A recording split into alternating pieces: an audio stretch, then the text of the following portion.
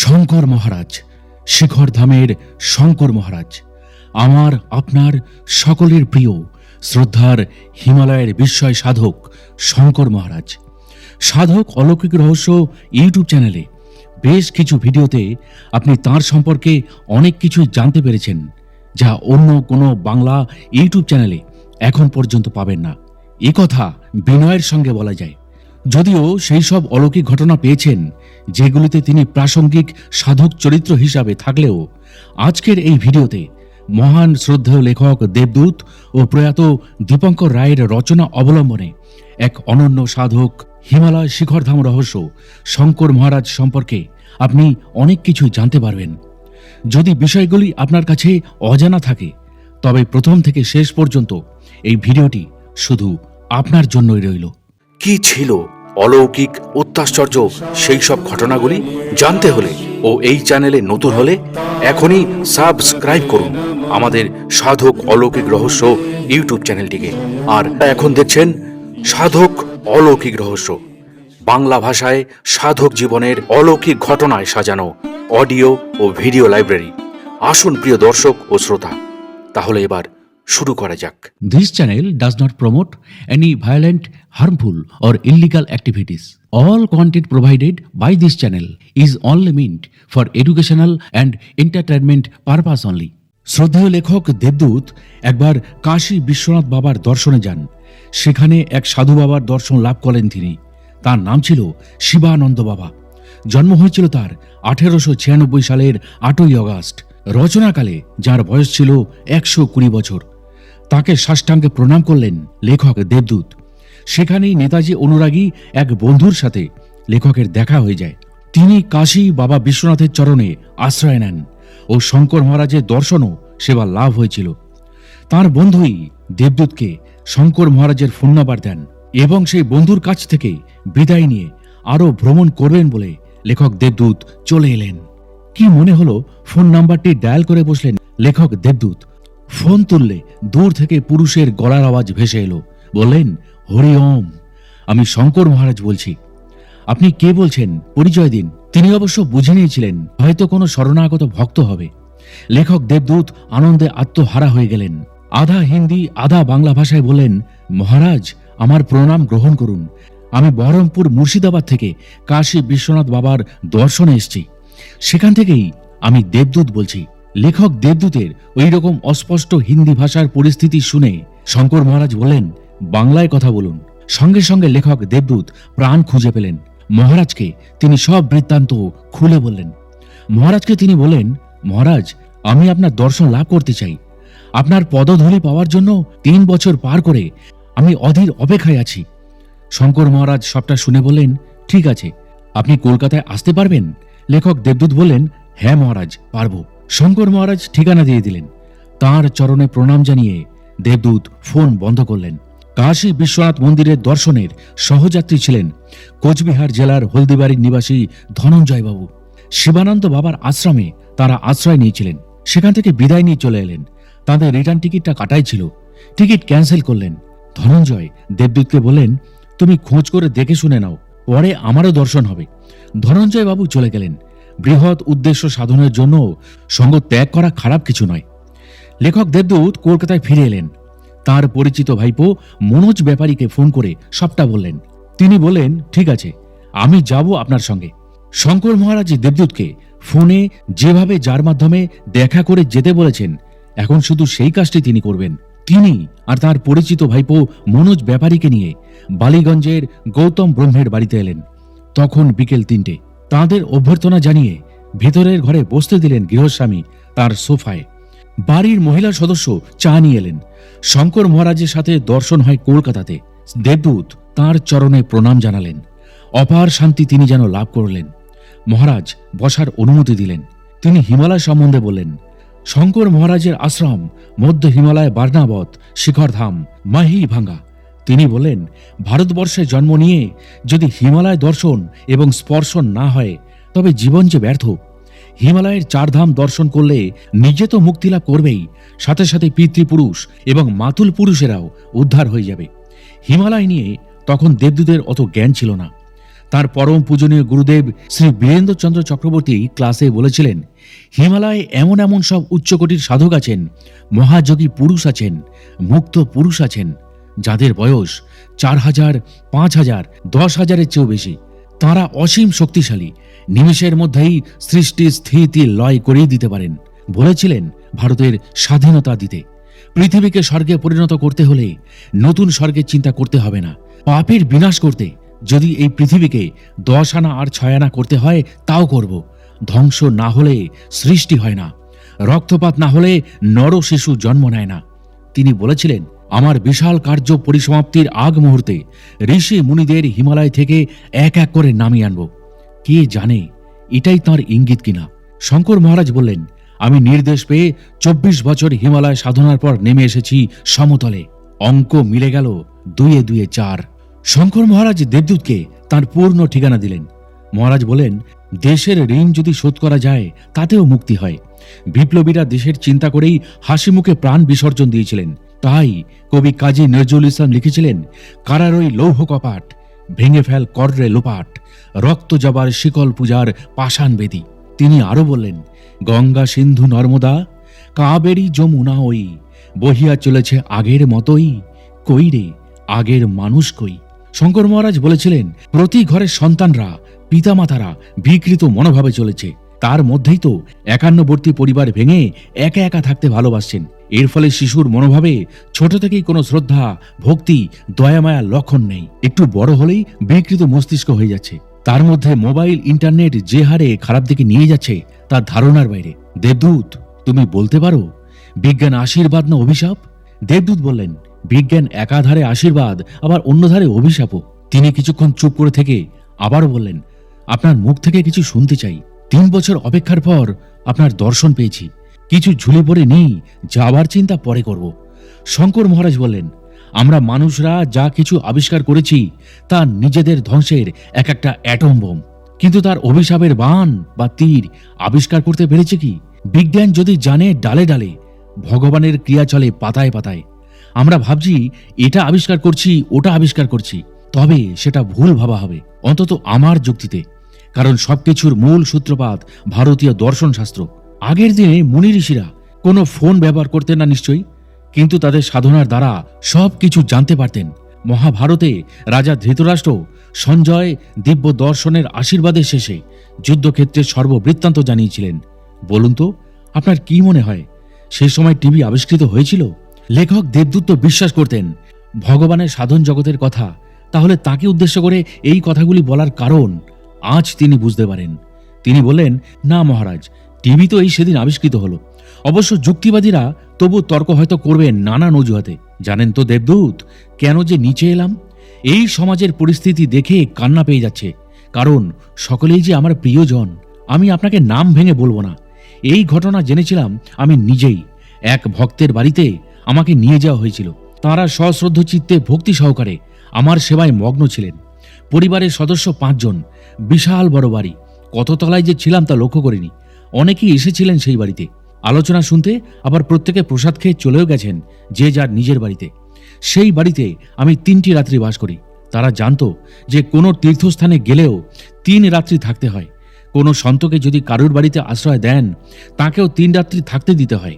তার সাধনার সিদ্ধিতে বাড়ি তীর্থস্থানে পরিণত হয়। 2 রাত্রির দিন পরিবারের সদস্যার 1 মেয়ে 1 ছেলে। আমি তো আলাদা ঘরে থেকে ধ্যানে মগ্ন ছিলাম। ধ্যানে বাড়িটির ভালো মন্দ ভেসে এলো। ভালো তো চিরস্থায়ী নয়, ক্ষণিকের, কিন্তু মন্দ যে অভিশাপ দূর হতেই চায় না। আমি লক্ষ্য করছি ধ্যানে ভাই আর বোন দুটি একটি রুমে বসে যে যার পাঠ্যকর্মে ব্যস্ত। হঠাৎ দুজনের মাথায় কি চিন্তার তরঙ্গ ভেসে এলো। বোন বলল, দাদা ল্যাপটপ চালু কর, জোরে আওয়াজ দে, যেন পাশের ঘর থেকে কেউ শুনতে না পারে। দাদা তাই করলো। এরপর মোবাইলে দুজনে কি সব দেখতে লাগলো। তারপর যা হলো তা সত্যিই ভারী দুঃস্বপ্ন। ভাই বোন একই কিসের, কেন? এ তো কামক নেশায় মত্ত। নিজেরাই নিজেদের ইচ্ছায় লিপ্ত হয়ে গেল। কিছুক্ষণ পর মা ডাকছেন, কিরে কি হলো, তোদের পড়াশোনা করা? আয় এবার খেয়ে যা, অনেক রাত হয়ে গেছে। এই চরিত্র ভেসে উঠল। আচমকা আমার ধ্যান ভেঙে গেল। সময় মতো আমারও যাওয়ার পালা। কিন্তু কি করে বলবো এসব কথা তাদের? সাধুদের নিয়ে মানুষদের যে ভুল চিন্তাধারা, কিছু অসৎ মন গড়া সাধুর জন্য সৎ সাধুরাও মানুষের মনে স্থান পেতে পিছিয়ে পড়ছে। আগে সেই ভুল ভাঙাতে হবে যে সবাই ভণ্ড নয়, কিন্তু ভালো আছে বলেই তো পৃথিবী এখনো টিকে আছে। শঙ্কর মহারাজের কথা শেষ হলো।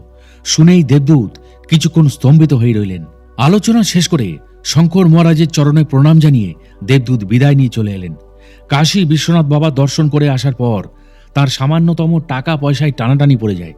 তিনি কোচবিহার হলদিবাড়ির বাবা বিশ্বনাথ দর্শনের সহযাত্রী ধনঞ্জয় বাবুর সহযোগিতায় 2015 সালে প্রথম শ্রীমৎ শঙ্কর স্বামী বা শঙ্কর মহারাজের আশ্রম মধ্য হিমালয় বার্নাবত শিখরধাম মাহিডাঙ্গায় পদার্পণ করেন। তারপর থেকেই তিনি 1 মাস 2 মাস অন্তর অন্তরই সেখানে ছুটে যান কিসের এক অদ্ভুত বিশেষ আকর্ষণে। তাঁর জীবনে একটা ঐতিহাসিক দিনের কথা লেখক এবার স্মরণ করেছেন। তাঁর এক দাদা শিশির সাঁতরাকে হিমালয় বার্নাবত শিখরধাম সম্বন্ধে আলোচনা করেন। তিনি বললেন, বলেন কি, আপনি জানেন আপনি কোন জায়গার কথা বলছেন? উত্তরে দেবদূত বললেন, না। তিনি বললেন, দেখুন মহাশয়, আমি ভাগবত এবং সকাল সন্ধ্যা গীতা পাঠ করি। মহাভারতের যুদ্ধে সেই দেবভূমি তিলসম মৃত্তিকার জন্য হয়েছিল। পঞ্চপাণ্ডব সব কিছু ছেড়ে দিলেও ওই মৃত্তিকা ছাড়তে রাজি হননি কৌরব, তাই এত বড় যুদ্ধ হয়ে গেল। বার্নাবত স্থান মহারানী কুন্তী দেবীর সাধনস্থল। মাতা কুন্তী তার পুত্রদের প্রাণ সংশয় আছে জেনে স্বয়ং শিবের আরাধনা করেন এবং শিবের দর্শন লাভ করেন। তারপর থেকেই কুন্তী দেবীর প্রতিষ্ঠিত মনোকামেশ্বর শিবলিঙ্গ আজও সেখানে বিদ্যমান। তা তো আপনি নিজেই প্রত্যক্ষ দর্শন করে এলেন। আপনি তো ভাগ্যবান এবং পুণ্যবানও বটে। স্বয়ং শঙ্কর মহারাজ যে নিজেই মনোকামেশ্বর শিব নন তা কি কেউ বলতে পারেন? কারণ জীবন্ত থেকেই শিবত্ব লাভ করতে হয়। দেবদূত তাকে বলতে গেলেন, মহারাজের কুটির থেকে 1.5 কিমি দূরে মহামুনি ঋষি ব্যাসদেবের সাধনাস্থল। সেখানকার গুহায় বসে 18টি পুরাণ লিপিবদ্ধ করেছিলেন শিবপুত্র বিনায়কের সহযোগিতায়। সেই গুহা আজও নিদর্শন হয়ে আছে। ঋষি জলপানের জন্য একটি কুণ্ড স্থাপন করেছিলেন, তা ব্যাসকুণ্ড আজও বিদ্যমান। সবকিছুই ঐশী কৃপার নিদর্শন মাত্র। অঘরী বাবার কাছে শ্রীমৎ শঙ্কর স্বামী বা শঙ্কর মহারাজ জানতে চেয়েছিলেন, বাবা, মহাতপা বিল সম্পর্কে পুরাণ অনেক পড়েছি। পুরাণ আধারে মহাতপা বিল মহাতপা মুনির তপভূমি, কিন্তু এই অতি আশ্চর্য শতমুখী সুড়ঙ্গ পথ কিভাবে তৈরি হয়েছে তার উল্লেখ কোথাও নেই। এই বিষয়ে আপনি কি কিছু জানাবেন অনুগ্রহ করে? উনি বললেন, তবে আপনি মহাতপা বিল সম্বন্ধে জানতে চাইছেন। এই বলে শুরু করলেন অঘরী বাবা। তারপর যা বললেন তা ছিল এই রকম। তখন দেবতাদের আদেশে মহাতপা মুনি সম্পূর্ণ কলিযুগ ধরে বিষ্ণুর ধ্যান ও ঘোর তপস্যা করার জন্য বার্নাবর্তে বরুণা নদীর উৎসমুখে এসে পৌঁছালেন। তখন বহুকাল ধরে খোঁজাখুঁজির পরও একটানা 4,32,000 বছর ধরে নির্জনে তপস্যা করা যায় এমন উপযুক্ত স্থান খুঁজে পেলেন না। এই সমস্যার কথা তিনি দেবতাদের জানালেন। দেবতারা তাকে নিশ্চিন্ত করার জন্য বললেন, আপনি আপনার পছন্দ মতো স্থান খুঁজে নিন। খোঁজার জন্য আপনি যে দিকেই যেতে চাইবেন আপনা থেকেই সেই দিকে পথ তৈরি হয়ে যাবে। সেই অনুযায়ী মহাতপা মুনি গভীর পাহাড় পর্বতের ভেতরে সেই ধ্যানের জায়গার অনুসন্ধান শুরু করলেন, এই বরুণা নদীর উৎস মুখ থেকে। যেদিকে যেভাবে তিনি খুঁজে বেড়াতে লাগলেন, সেই সব জায়গায় তার হাঁটার জন্য তৎক্ষণাৎ রাস্তা তৈরি হয়ে যেতে লাগলো। এইভাবেই এই বহুমুখী ও বিস্তৃত সুড়ঙ্গ পথ তৈরি হয়েছে। পুরাণে 16 ক্রোশ বিস্তৃতির কথা উল্লেখ রয়েছে, তা আলংকারিক। আসলে কথাটা হলো বহুদূর বিস্তৃত। মহাতপা বিল এক মহান পুণ্যাত্মার অসীম বিভূতিতে পরিপূর্ণ, অনেক উচ্চকোটির সাধকেরও ধারণার বাইরে। এরপর অঘরী বাবা শঙ্কর মহারাজকে বলেন, আপনিও তো শিবের পূজারী, মনোকামেশ্বর শিব স্বয়ংই তো আপনাকে রক্ষা করছেন। যারা শিবন্ত প্রাণ হন, শঙ্কর মহাদেব তার সেই ভক্তদের অবশ্যই দর্শন দান করেন। তা সে যেরূপেই হোক না কেন, চিনে নিতে পারলেই তো হলো। মধ্য হিমালয়ের বার্নাবর্তে নিত্যশুদ্ধ অজর অমর হয়ে বিরাজ করছে তাঁদের সূক্ষ্ম দেহ তথা অমৃতধাম। তপস্থলী থেকে চতুর্ভুজ নারায়ণ বালকৃষ্ণমূর্তি উদ্ধার করা হয় ভূতনাথ অঘরী বাবার নির্দেশে। শঙ্কর মহারাজ ভক্তদের নিয়ে উদ্ধার কার্যে সফল হন। মহাতপা বিল থেকে চতুর্ভুজ নারায়ণ বালকৃষ্ণ মূর্তি হতে একটু এগিয়ে বেঁকে গিয়ে আনুমানিক 25 থেকে 30 গজ ভেতরে ঋষি মহাতপার সাধনা স্থলের একটি শিবলিঙ্গ আছে। অন্ধকার গুহার মধ্যে শিবলিঙ্গে গঙ্গার জল ঢাললে ফলস্বরূপ নিজ রূপ আয়নার মতো পরিষ্কার দেখা যায়। অঘরী বাবা বললেন, আমি যখন পুজো দিতে যাই দেখি গুহার ভেতরে 2টি বাদুর স্তব্ধ হয়ে গুহার দেওয়ালে ঝুলে আছে। শঙ্কর মহারাজ পরে দেবদূতকে বলেছিলেন যে তেনারা কখনো বাদুর কখনো বা ইঁদুর হয়ে মরার মতন পড়ে থাকেন। মানুষকে আর কোনোভাবেই বুঝতে দেন না। শঙ্কর মহারাজ ঘটনাটা দেবদূতকে বলে থামলেন, বললেন, পৃথিবীতে অনেক ঘটনাই ঘটে যার কারণ আমরা জানি না, কেন হয়, কি ব্যাপার বলা মুশকিল। এমনি আমরা সকলে মিলে প্রার্থনা করি কল্কি অবতারের আশা রাস্তা সুগম হোক। পরমেশ্বর সকলকে সুমতি দিন। ইহজন্ম পরজন্ম সব নষ্ট হয়ে যাবে। শিশির সাঁতরা মশাই সবটা শুনলেন, বলেন, দেবদূত দাদা, আপনি আমাকে নিয়ে যাবেন সেই জায়গায়? লেখক দেবদূত বললেন, ঠিক আছে, আমি নিয়ে যাব, চলুন। দুজনের টিকিট কেটে ফেললেন। সময় অনুযায়ী যাওয়ার দিন এসে গেল। শঙ্কর মহারাজকে দেবদূত আগে থেকেই ফোন করে জানিয়ে দিয়েছিলেন যে তারা পৌঁছে গেছেন সন্ত হরিনাম ধামে। এক রাত্রি বাস করলেন সেখানে। পরদিন সকাল 6টা থেকে 7টার মধ্যে গাড়ি ধরে সোজা উত্তরকাশী। শঙ্কর মহারাজ তাদের জন্য একটা গাড়ি পাঠিয়েও দিয়েছিলেন। আইটিবিপি ক্যাম্পে ফোন করে জানিয়ে দেওয়া হয়েছিল। রাস্তার গেট খুলে দেন তাদের উপস্থিতিতে, প্রায় 3 কিমি চড়াই উতরাই অতিক্রম করে। শেষে দেবদূতেরা এসে পৌঁছালেন বার্নাবত শিখরধাম। শঙ্কর মহারাজ তাদের এগিয়ে নিয়ে গেলেন। ঘোড়ার পিঠে যাবতীয় রেশন প্রায় 7 দিনের চাপিয়ে দিয়েছিলেন দেবদূত। সব নামিয়ে দিল সওয়ারি। তাদের যাবার উদ্দেশ্য ছিল জন্মাষ্টমীর তিথি পালন করা। শঙ্কর মহারাজকে বিষয়টা তিনি জানালেন, বললেন, আগামী দিনে ইতিহাসে জড়িয়ে থাকবে আপনার নাম, তারিখ সহ লিপিবদ্ধ হয়ে। তবে কি জানেন তো, কৃষ্ণমূর্তি উদ্ধারের পরে কারোর মনে, এমনকি আমার মনেও এ প্রশ্ন জাগেনি। শিশিরবাবু দেবদূতকে পুজোর সামগ্রী বাবদ কিছু টাকা হাতে দিয়ে বলেন, এত কষ্টের পথ ভেঙে সবে এসেছি, কোমরে সইবে না। দাদা, আপনি নিজে শক্ত সামর্থ্য, মনের জোরে চলেন। আপনি একাই উত্তরকাশী যান, পুজোর সামগ্রী নিয়ে আসুন। দেবদূত বললেন, আরে ঠিক আছে মশাই, আপনি এমনভাবে বলছেন যে কত বড় অন্যায় কাজের আদেশ দিচ্ছেন, এ তো ভালো কথা। দেবদূতেরা ফিরে এলেন জন্মাষ্টমীর পুজোর উপকরণ নিয়ে। শঙ্কর মহারাজ তাদের চা এবং রুটি গরম গরম বানিয়ে খাওয়ালেন। দেবদূতের ফিরে আসতে বিকেল হয়ে গিয়েছিল। বিকেলের টিফিন করতে করতেই শঙ্কর মহারাজ বলেন, কলকাতায় আমার ভক্তদের এ বিষয়ে অবগত করিয়ে দিই। কথা বলার হাবে ভাবে দেবদূত বুঝতে পেরে গেছেন আলোচনা মধুর হয়ে গেছে। ভক্তরা আবদার করছেন, মহারাজ আপনি অনুমতি দিন, আমরা প্লেনে চলে এসেছি আপনার কাছে। এই সুন্দর দিনে সাক্ষী হয়ে থাকতে চাই আমরাও। শঙ্কর মহারাজ বলেন, দেখো, আমার ছোট্ট কুটির, জলেরও সমস্যা। তোমরা যদি এইভাবে চলে আসো, জলের জন্য সকলের কষ্ট হবে। ব্যাসকুণ্ড তো এখান থেকে অনেকটা দূরে, তোমরা পাহাড়ের পথ ভেঙে আনতে পারবে না জল। আমি তো তোমাদের কষ্ট সহ্য করতে পারবো না। তোমরা ওখানে জন্মাষ্টমীর ব্রত পালন করো, আমি তোমাদের নামে পুজো দিয়ে সংকল্প করে দেব, তাহলেই তো হলো। আর আমি তো তোমাদের ছেড়ে থাকতে পারি না। এই বাক্যে দেবদূতের বোঝার কোনো অসুবিধাই হলো না যে প্রভুর ভক্ত ছাড়া ভালো লাগে না। শঙ্কর মহারাজ হরি ওম শিবমস্তু বলে ফোনটা কাটলেন। দেবদূতেরা 3 জনেই ছিলেন। পুরুলিয়া থেকে শঙ্কর মহারাজ, বহরমপুর থেকে লেখক দেবদূত এবং কলকাতা থেকে শিশির সাঁতরা। তারা হেঁটেই যাচ্ছেন। মনের মণিকোঠায় দেবদীপ বা দীপঙ্কর রায়ের ছন্দের সুর যেন দোলা দিচ্ছে। হিমালয়ের গাছের পাতায় পাতায় সনসন শব্দ বেজে উঠছে ওম ধ্বনি, যেন সদা সর্বদাই শঙ্খধ্বনি প্রকৃতির মাধ্যমে বেজে উঠছে অজানা নদীর উলুধ্বনি। তালে তালে গঙ্গোত্রী, যমুনেত্রী, অলকানন্দা, মন্দাকিনীর জলরাশির কলকল শব্দে স্বাগত জানাচ্ছে এই 3 বাঙালির মনের সংকল্পকে। অনুভব দেবদীপ করছেন তার মনের ভেতরটা 7টা চক্র, মূলাধার থেকে সহস্রার যেন ওমকার ধ্বনিত হচ্ছে সদা সর্বদা। তারা একে অপরকে জিজ্ঞাসা করছিলেন। শঙ্কর মহারাজ বলেন, হিমালয় সহস্রার, এর সুষুম্না সর্বময় জাগরিত। কিন্তু ভোর 4টের অর্থাৎ ব্রাহ্ম মুহূর্তের সময় থেকে মানুষদের ক্ষেত্রে 2 নাক দিয়ে শ্বাস প্রশ্বাস বইতে থাকে। এই সময় সুষুম্না কাজ করে, অর্থাৎ গঙ্গা যমুনা সরস্বতীর মিলন হয়। তখন সাধারণ মানুষ যে কোনো কার্য করুক না কেন তা শুভ এবং ফলদায়ক হবেই। তা পূজা অর্চনা, ধ্যান, পড়াশোনা, যেমনটা যেটাই হোক না কেন।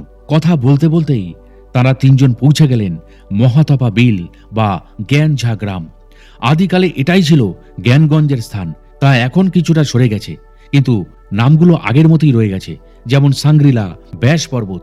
2015 5ই মে পুজোর সরঞ্জামে কৃষ্ণমূর্তির অভিষেক করলেন শঙ্কর মহারাজ। পোশাক পরালেন। শিশিরবাবুও চোখের জল ঝরিয়ে কৃষ্ণচরণ ধুইয়ে দিলেন।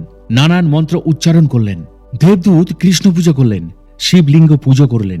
ওম নমঃ শিবায়, ওম নমঃ শিবায়, ওম নমঃ শিবায় এই মন্ত্র উচ্চারণ করে গঙ্গা জল, দুধ, বেলপাতা এবং ধুত্রা ফুল, গঞ্জিকা সমেত পুজো শেষ করেই চলে আসতেই দেবদূত দেখলেন 2টি চাম বাদুড় ঝুলে আছে পাহাড়ের দেওয়ালে। শঙ্কর মহারাজ বলেন, কিছু কি মনে হলো আপনাদের? আর পাহাড়ের ভেতরের ওই গুহার মধ্যে দুটি চামবাদুরি বা কি করে? সমতল থেকে এত উঁচুতে নির্জনে নিস্তব্ধ গুহার দরজায় তারা করে কি? শঙ্কর মহারাজের কুটিয়ায় ফিরে এলেন তারা তিনজনেই। আশ্রমের কাজও শেষ করলেন তিনি। রাতের প্রসাদ খেয়ে নিলেন সকলেই। সারাদিন উপোস ছিলেন কিনা, খিদেও তাদের পেয়েছিল খুব। তার মধ্যে প্রসাদ অমৃত। শঙ্কর মহারাজ তাদের সাথে নিচে নেমে এলেন উত্তর কাশী। লাক্ষেশ্বর শিব মন্দির দর্শন করালেন। সেখানে পাহাড়ের গা বেয়ে এখনো গালা ঝুলছে, যা দিয়ে দুর্যোধন পঞ্চপাণ্ডবদের মারার কৌশল করেছিলেন। ভীম সেই পাহাড় কেটে বেরিয়ে আসা রাস্তা তৈরি করেছিলেন। তা মহাতপা বিল থেকে পরিসমাপ্তি ঘটে এবং পঞ্চপাণ্ডব, দ্রৌপদী, মা কুন্তি শিবের আশীর্বাদে বেঁচে যান। তারা বিদুরের কথা মতো ইঁদুরের ধর্ম অবলম্বন করেছিলেন। ভরা রাজসভায় বিদুর মামা শকুনি এবং দুর্যোধনের মতলব বুঝতে পেরেছিলেন ছলের কথা কৌশলে। তাই তিনিও কৌশল নিলেন ইঁদুরের কথার প্রসঙ্গে। যাই হোক, সবকিছুই ফিরে ফিরে আসে আবর্তন, বিবর্তন, পরিবর্তনের মাধ্যমে। এরপর মহেশানন্দজির আশ্রম থেকে নিয়ে এলেন শঙ্কর মহারাজ বাবা বিশ্বনাথ মন্দির এবং শিবলিঙ্গ পরিদর্শন করাতে। এই মন্দিরের পাশেই রাখা আছে দেবী দুর্গার হাতের ত্রিশূল। স্বয়ং শিবের আশীর্বাদ স্বরূপ দেবী দুর্গা এই ত্রিশূল দিয়ে মহিষাসুরকে বধ করেছিলেন। তার নিদর্শন এখনো কাশী বিশ্বনাথ মন্দিরের পাশে পূজিত হচ্ছে। শঙ্কর মহারাজ বলেন, এই ত্রিশূলের বিশেষ একটা মহিমা আছে। দেবদূতকে তিনি বলেন, তোমার গায়ের জোরে ধাক্কা দাও, নড়াচড়া করানোর চেষ্টা করো, নড়বে না, কিন্তু হাতের অনামিকা আঙুল দিয়ে ধাক্কা দাও, দেখো ত্রিশূল নড়ছে। দেবদূতরা তাই করলেন, দেখলেন সত্যিই নড়তে। এখনো ভাবলে তিনি আশ্চর্য হয়ে যান। তাঁরা দেব দর্শন শেষ করে বাইরে বেরিয়ে এলেন। সাঁতরাবাবু শঙ্কর মহারাজ এবং দেবদূতের একটি ফটো তুললেন। ফটো যখন ওয়াশ করা হলো, দেখা গেল ছবির মতো সূর্যের আলোকরশ্মি শঙ্কর মহারাজ আর তা পা স্পর্শ করে আলো বিচ্ছুরিত হচ্ছে। কেন এমন হলো তিনি আজও তা ভেবে পাননি। শ্রীমৎ শঙ্কর মহারাজের চরণ বন্দনা করে দেবদূতরা চলে এলেন সন্ত হরিনাম ধামে, পরে একেবারে কলকাতা। 2009 সালের 10ই জুলাই উত্তরাখণ্ডের দৈনিক জাগরণ পত্রিকার 11 নম্বর পৃষ্ঠায় একটি চাঞ্চল্যকর খবর ছাপা হয়েছিল।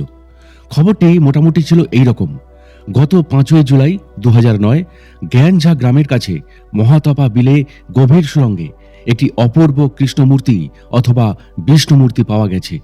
ফুট 6 লম্বা এই মূর্তিটির 4টি হাত। শ্রীকৃষ্ণের ভঙ্গিমায় দাঁড়ানো এই নিরাবরণ মূর্তিটির 2টি হাতে ধরা রয়েছে মুরলী, অন্য 2 হাতে শঙ্খ আর চক্র। সেই কারণে মূর্তিটি কৃষ্ণরূপী বিষ্ণুর অথবা বিষ্ণুরূপী কৃষ্ণের তা সঠিকভাবে বলা যাচ্ছে না। শিখরধামের স্বামীজি শঙ্কর মহারাজের উদ্যোগে ও তত্ত্বাবধানে মহাতপা বিলে পূজার আয়োজন করার জন্য গ্রামবাসীদের সহায়তায় সুরঙ্গের ভেতরে পরিষ্কার করা হচ্ছিল। এই সময় লোকেশ ভট্ট নামে গ্রামেরই এক যুবক পাথরের তলা থেকে একটি আলোর দ্যুতি বেরোচ্ছে দেখতে পান। সেখানে গিয়ে পাথর সরিয়ে দেখা যায় এই অপূর্ব মূর্তি উপুর করে রাখা আছে। এই দুর্লভ মূর্তি পাবার কথা জানাজানি হওয়ার পরেই সারা এলাকায় চাঞ্চল্য ছড়িয়ে পড়ে। দলে দলে গ্রামের মানুষ সেখানে এসে সমবেত হয় এবং পুজো দেওয়ার ধুম পড়ে যায়। প্রাথমিক পর্যবেক্ষণের খবর অনুযায়ী অনুমোদন করা হচ্ছে যে মূর্তিটি সম্ভবত দাপর যুগের পরে তৈরি। মূর্তিটিতে জৈন ধর্মের কিছু প্রভাবও অনুভূত হয়েছে। এই রকম চতুর্ভুজ শঙ্খ চক্র এবং মুরলীধারী মূর্তির কথা আগে কখনো শোনা যায়নি। পুরাতত্ত্ব বিভাগ থেকে প্রকৃত সত্য নিরূপণের জন্য বিশেষজ্ঞের দল মহাতপা বিলে পাঠানো হবে। খবরটা ছিল এই পর্যন্তই। মাস 2 আগে বারনাবর্তের শিখরধামে শঙ্কর মহারাজের আশ্রয়ে তাঁরই কুঠিয়ায় বেশ কিছুদিন থাকার সুবাদে তার সঙ্গে লেখক দেবদীপ বা দীপঙ্কর রায়ের একটা মধুর সম্পর্ক স্থাপিত হয়ে গিয়েছিল। মোবাইল ফোনে তার কাছ থেকে বিস্তারিত খবর পেলেন দেবদীপ। পরম স্নেহে শঙ্কর মহারাজ তাঁর কাছে যাবার জন্য আমন্ত্রণ জানালেন লেখক দীপঙ্কর রায়কে। সঙ্গে সঙ্গে এও জানালেন যে আগামী 5ই আগস্ট 2009 মহা সমারোহে এই মূর্তির স্থাপনা ও প্রাণ প্রতিষ্ঠা হবে মহাতপা বিলে। এই উপলক্ষে পুজো ও হোমও আয়োজিত হবে। সম্ভব হলে যজ্ঞ শুরু করার জন্য যেন কিছুটা খাঁটি গাওয়া ঘি লেখক সঙ্গে নিয়ে যান। মহাতপা বিলের মাহাত্ম্যের কথা, বিভিন্ন পুরাণে এর উল্লেখের কথা, মহাতপা মুনির সেখানে দেবতাদের আদেশে সৃষ্টি রক্ষার জন্য সারা কলিযুগ ধরে অবিরাম জপ করে যাবার কথা শঙ্কর মহারাজের দৌলতেই আগেই শুনেছিলেন লেখক দীপঙ্কর রায়। তাই কৌতূহলটা তার খুবই বেশি হলো। ওখানকার ছবিগুলি চোখের সামনে ভেসে উঠতে লাগলো। তাই প্রায় মরিয়া হয়েই জুলাইয়ের 26 তারিখে দুন এক্সপ্রেসে তিনি রওনা হলেন। এবার অবশ্য তিনি একা ছিলেন না, সঙ্গে ছিল তার সহযাত্রী সত্যবাবু, নিমটি গ্রামের সাত্ত্বিক সমাজসেবী ছেলে সত্যনারায়ণ মাহাতো। বিগত 33 বছর ধরেই সে লেখক দীপঙ্কর রায়ের সাথী। হরিদ্বার, উত্তরকাশী, মেহি ডান্ডা হয়ে ট্রেনে, বাসে, মিলিটারি ভ্যানে ও শেষে পাহাড়ি পথে পায়ে হেঁটে ঝিরঝিরে বৃষ্টির মধ্যে 28 তারিখ সন্ধ্যার আগেই পৌঁছালেন শঙ্কর মহারাজের শিখর ধামে, সেই পবিত্র কুঠিয়ায়। মনোকামেশ্বর শিবের মন্দিরে ধূপ দিয়ে তারা প্রণাম করলেন। এরপর কুঠিয়ায় ঢুকে দেখলেন জোঁকেদের আক্রমণে পা থেকে ভালোই রক্ত ঝরছে। তিনি তখন সেখানেই অবস্থান করছেন। জোঁকগুলোকে ছাড়িয়ে শঙ্কর মহারাজ তখনই সস্নেহে তাঁর পরিচর্যা করলেন। এখানে পৌঁছেই লেখক দীপঙ্কর রায় উপলব্ধি করলেন সেই পবিত্র স্নিগ্ধতা, অপরিসীম শান্তি আর অপরূপা প্রকৃতির মিলন মহোৎসব। ক্ষীর ঘন দুধের তৈরি চায়ের গ্লাস হাতে নিয়ে তিনি শুনতে লাগলেন মহাতপা বিলে কৃষ্ণমূর্তি লাভের কাহিনী। মহাতপা বিল নামটি সাধারণ মানুষের কাছে তখন অজানাই। হাতে গোনা পর্যটকই এর হদিশ জানেন। মহাভারত খ্যাত বারণাবর্তে এই মহাপবিত্র তীর্থভূমি। স্কন্ধ পুরাণের কেদারখণ্ডে 93, 94, 95 অধ্যায়ে এই মহাতপা বিলের উল্লেখ আছে। বরাহ পুরাণের পৃষ্ঠা 41-এ 17তম থেকে 33তম অধ্যায় পর্যন্ত রয়েছে শুধুই এই মহাতপা বিল আর মহা তেজস্বী মহাতপা মুনির বর্ণনা। বিষ্ণু পুরাণের 64 থেকে 70 নম্বর শ্লোকে উল্লেখ রয়েছে মহাতপা বিলের। আবার কল্কি পুরাণেও রয়েছে এর বর্ণনা। শঙ্কর মহারাজ মোট 12টি পুরাণ দীপঙ্কর বাবুর সামনে সাজিয়ে দিলেন। বিশেষ বিশেষ জায়গাগুলো তিনি তাকে পড়ে নিতে বললেন। এরপর পুরাণ আধারিত হয়েই পুরো 2 দিন কাটিয়ে দিলেন লেখক। কেবলই তার মনে হচ্ছিল, আহা, এতদিন কেন এই বইগুলো তিনি পড়েননি। মনে মনে তিনি ঠিক করলেন পরের বার আরো বেশি সময় হাতে নিয়ে তিনি আসবেন। তখন এই বইগুলো নিয়েই তিনি সময় কাটাবেন। মহাভারতের মহারথী অভিমন্যুর পুত্র পরীক্ষিতের যেদিন রাজ্যাভিষেক হয় সেদিন থেকেই কলিযুগ শুরু বলে ধরা হয়। কলিযুগের ব্যাপ্তি 4,32,000 বছর। তার মধ্যে এখনো পর্যন্ত 5,166 বছর মাত্র পার হয়েছে। কলির প্রভাবে সৃষ্টি বিপন্ন হতে পারে, এই আশঙ্কায় দেবলোকে সভা বসে। সেই সভায় মহাতেজা মহাতপা মুনিকে দায়িত্ব দেওয়া হয় বারণাবর্তে বরুণা নদীর উৎসের কাছে গিয়ে কলিযুগ শেষ না হওয়া পর্যন্ত শ্রীবিষ্ণুর ধ্যান ও কঠোর তপস্যা করে যেতে। সেই অনুসারে মহাতপা মুনি এই সুরঙ্গের মধ্যে ধ্যান শুরু করেন। তার নামানুসারেই এর নামকরণ হয় মহাতপা বিল। বিল অর্থে সুরঙ্গ। আজও তিনি সূক্ষ্ম দেহে এখানে তপস্যা করে চলেছেন। এই সুরঙ্গ পথ নাকি 16 ক্রোশ বিস্তৃত। আরও অনেক মুনি সেখানে রয়েছেন যারা সন্ন্যাস নিয়ে মোক্ষ লাভের জন্য দ্বন্দ্বরহিত আর অহংকার শূন্য হয়ে বিশ্বেশ্বরের অনুসরণ করছেন। অন্য অনেক বৃক্ষ, তৃণ, জীব, পাখিও এখানে বসবাস করছে। তারা সকলেই নাকি প্রচ্ছন্ন রূপে মহর্ষি। এই সেই মহাতপা বিল, মহাতেজা মহাতপা মুনির তপস্যার স্থল। লেখক দীপঙ্কর বাবুর মনটা সত্যি চঞ্চল হয়ে উঠেছিল যখন শঙ্কর মহারাজ তাকে জানিয়েছিলেন শ্রাবণী পূর্ণিমার দিন মহাতপা বিলের মধ্যে সেই নতুন কৃষ্ণমূর্তির অভিষেক ও প্রাণ প্রতিষ্ঠা হবে। এখানে এসেই তো চোখের সামনে তিনি দেখছেন শঙ্কর মহারাজ দারুণ উৎসাহে নিজেই উদ্যোগ নিয়ে অক্লান্তভাবে তার সব আয়োজন করে চলেছেন। গ্রামবাসীরা ছেলে, বুড়ো, মহিলা নির্বিশেষে সকলেই তার পাশে রয়েছে। 5টি যুবক শঙ্কর মহারাজের মুখের কথা বেরোবার সঙ্গে সঙ্গে সব কাজ সাথে সাথেই ঠিকঠাক করে দিচ্ছে। গতবার যখন লেখক এখানে এসেছিলেন তখন এদের সঙ্গে তার প্রাথমিক পরিচয় হয়েছিল। এবার তাদের আরো কাছ থেকে দেখতে পেলেন। এবার দেখলেন এরা তাকে দুনিদা বলেই ডাকতে শুরু করেছে। এই পঞ্চপাণ্ডব হল কুলদীপ, দীনেশ, জয়প্রকাশ, হিম্মত আর মনোজ। বয়স সকলেই 30-এর নিচে। এই বয়সে ছেলেদের মধ্যে যে এত সততা, নম্রতা, ত্যাগ, ভক্তি যে না দেখলে বিশ্বাস করা কঠিন। কি অমায়িক ব্যবহার, কি নিঃস্বার্থ চিন্তাধারা। সমতলের মানুষকে সত্যি তা বোঝানো সম্ভব নয়। প্রাণ প্রাচুর্যের ঝর্ণাধারা যেন সদাই বিচ্ছুরিত হচ্ছে এই 5 জনের মধ্য থেকে। এত বড় একটা ঘটনা ঘটতে চলেছে যেটা সন্দেহাতীতভাবে আগামী দিনের ইতিহাসের পাতায় জায়গা করে নেবে, অথচ তার সার্বিক আয়োজন যেন সাবলীল গতিতে আপনা আপনি এগিয়ে চলেছে। সকাল থেকে সন্ধে পর্যন্ত হাসি মুখ শঙ্কর মহারাজের। তিনি তো এই মহাযজ্ঞের প্রধান পুরোহিত। তার কথা অনুযায়ী 16 বছর আগে যখন মাত্র 14 টাকা হাতে নিয়ে তিনি এসেছিলেন তখন কেমন যেন বিভোর ছিলেন। মনে হয়েছিল স্বয়ং শ্রীকৃষ্ণই যেন তার দুহাত ধরে এখানে টেনে এনেছিলেন। আজ এত বছর পরে তার নিজের হাত দিয়েই মহাতপা বিলে কৃষ্ণমূর্তি হয়ে তিনি প্রকাশিত হলেন। এর চেয়ে বড় পুরস্কার একজন সাধকের জীবনে আর কি বা হতে পারে। এমন একটা দিন আসতে চলেছে যখন কেদার, বদ্রী, গঙ্গোত্রী, যমুনেত্রীর মতো এই মহাতপা বিল ভারতের এক মহাপবিত্র তীর্থস্থান রূপে পরিগণিত হবে। সেই সঙ্গে অমর হয়ে থাকবে শঙ্কর মহারাজের নাম, যার হাত ধরে পুরাণের পাতা থেকে বেরিয়ে জনমানসে জায়গা করে নিয়েছে এই দেবস্থান। সত্যি লেখক দীপঙ্কর রায় পরম সৌভাগ্যবান যে সশরীরে উপস্থিত থেকে তিনি এই দৈব ঘটনার প্রত্যক্ষদর্শী হয়ে রইলেন। স্থানীয় মানুষজন ছাড়া তারা দুজনেই এই ধর্ম মহোৎসবে উপস্থিত প্রথম যাত্রী। ইতিহাস কি এইভাবেই রচিত হয় সে তো তার জানা নেই। আগামী দিনগুলোই সেই কথা বলবে। সেই পুরাণখ্যাত মহাতপা বিলেই এবার লেখকেরা এসছেন। গত মার্চ এপ্রিলে যখন প্রথম এসেছিলেন তখন এক নবীন সন্ন্যাসীর দর্শন লাভ করার সৌভাগ্য তার হয়েছিল। ফিরে এসে যখন লিখেছিলেন অন্য সাথে হিমালয় বইটি, সেখানে এই মহান যোগী পুরুষের বর্ণনা ও তার আশ্চর্যজনক যোগবিভূতি নিদর্শনের কথা লেখক উল্লেখ করেছিলেন। কিন্তু তার অনুমতি না পাওয়ায় তার নাম প্রকাশ করতে লেখক দীপঙ্কর বাবু পারেননি। এবার শঙ্কর মহারাজকে অনুরোধ করলেন তিনি যেন টেলিফোনের মাধ্যমে তার হয়ে সেই নতুন মহারাজের কাছে অনুমতি নিয়ে নেন, যাতে তার নাম তিনি প্রকাশ করতে পারেন। প্রায় 10 মিনিট মোবাইল ফোনে কথা বলার পর শঙ্কর মহারাজ দীপঙ্কর বাবুকে হাসি মুখে জানালেন অনুমতি পাওয়া গেছে। তবে তিনি বলেছেন এমন কিছু বাড়াবাড়ি যেন না লেখা হয় যা পরবর্তীকালে তার প্রচারের বিড়ম্বনায় সাধনায় বিঘ্ন ঘটতে পারে। শঙ্কর মহারাজকে দীপঙ্কর বাবু আশ্বাস দিলেন সেই রকম কিছু থাকবে না। এই নবীন সিদ্ধ যোগী পুরুষের নাম বেদ চৈতন্য মহারাজ। নর্মদা তট এই মহান যোগীর পরিব্রাজন ক্ষেত্র। উজ্জয়িনীর কাছে ওঙ্কারেশ্বরের মার্কেন্ড আশ্রমে রামানন্দ স্বামীর সান্নিধ্যে তিনি থাকেন। তারাপীঠ তাঁর অন্যতম সাধনার ক্ষেত্র। সম্পূর্ণ প্রচার বিমুখ, মৃদুভাষী এই মহান যোগী অসাধারণ ঐশ্বরিক শক্তির অধিকারী। তন্ত্র সাধনার জগতে তিনি এক উজ্জ্বল নক্ষত্র। গতবারই তন্ত্র সাধনার কয়েকটি পর্যায়ে যে অসম্ভব কয়েকটি প্রয়োগের দৃষ্টান্ত তিনি রেখেছিলেন, তাতেই লেখক দীপঙ্কর বাবু বাকরুদ্ধ হয়ে গিয়েছিলেন।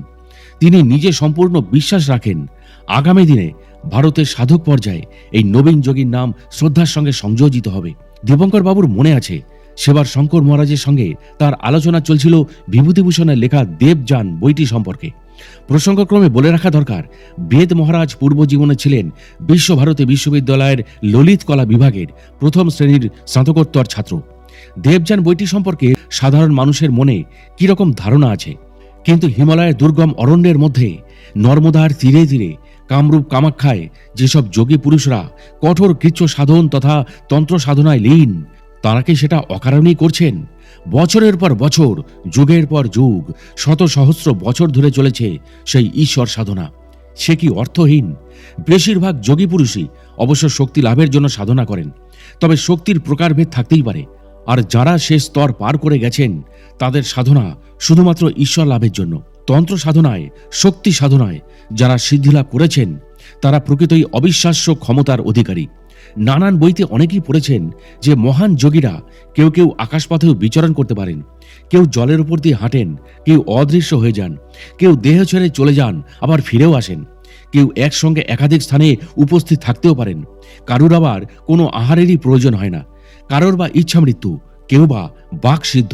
সাধারণ মানুষের কি ধারণা সেই নিয়ে অবশ্য বিশেষ কিছু বলা যায় না, কিন্তু দীপঙ্কর বাবু নিজের জীবনেই অনুভব করেছেন যে এর প্রত্যেকটাই বর্ণে বর্ণে সত্যি। ছায়া পুরুষের সাধনায় সিদ্ধিলাভ করলে অমিত শক্তির অধিকারী হওয়া যায়, এটা অবশ্য অনেক যোগী পুরুষই আয়ত্ত করে ফেলেছেন। ছায়া পুরুষ সর্বদাই তৈরি থাকেন সাধকের ইচ্ছা পূরণে। সে যত অসম্ভব ইচ্ছাই হোক না কেন, যা চাইবেন তাই পাবেন। তাই তো এই জগতে প্রকৃত সাধকের কোনো পার্থিব চাহিদা থাকে না। প্রাপ্তির ভাণ্ডার তাদের সর্বদাই পূর্ণ। এটা গল্প কথা নয়, পরীক্ষিত সত্য।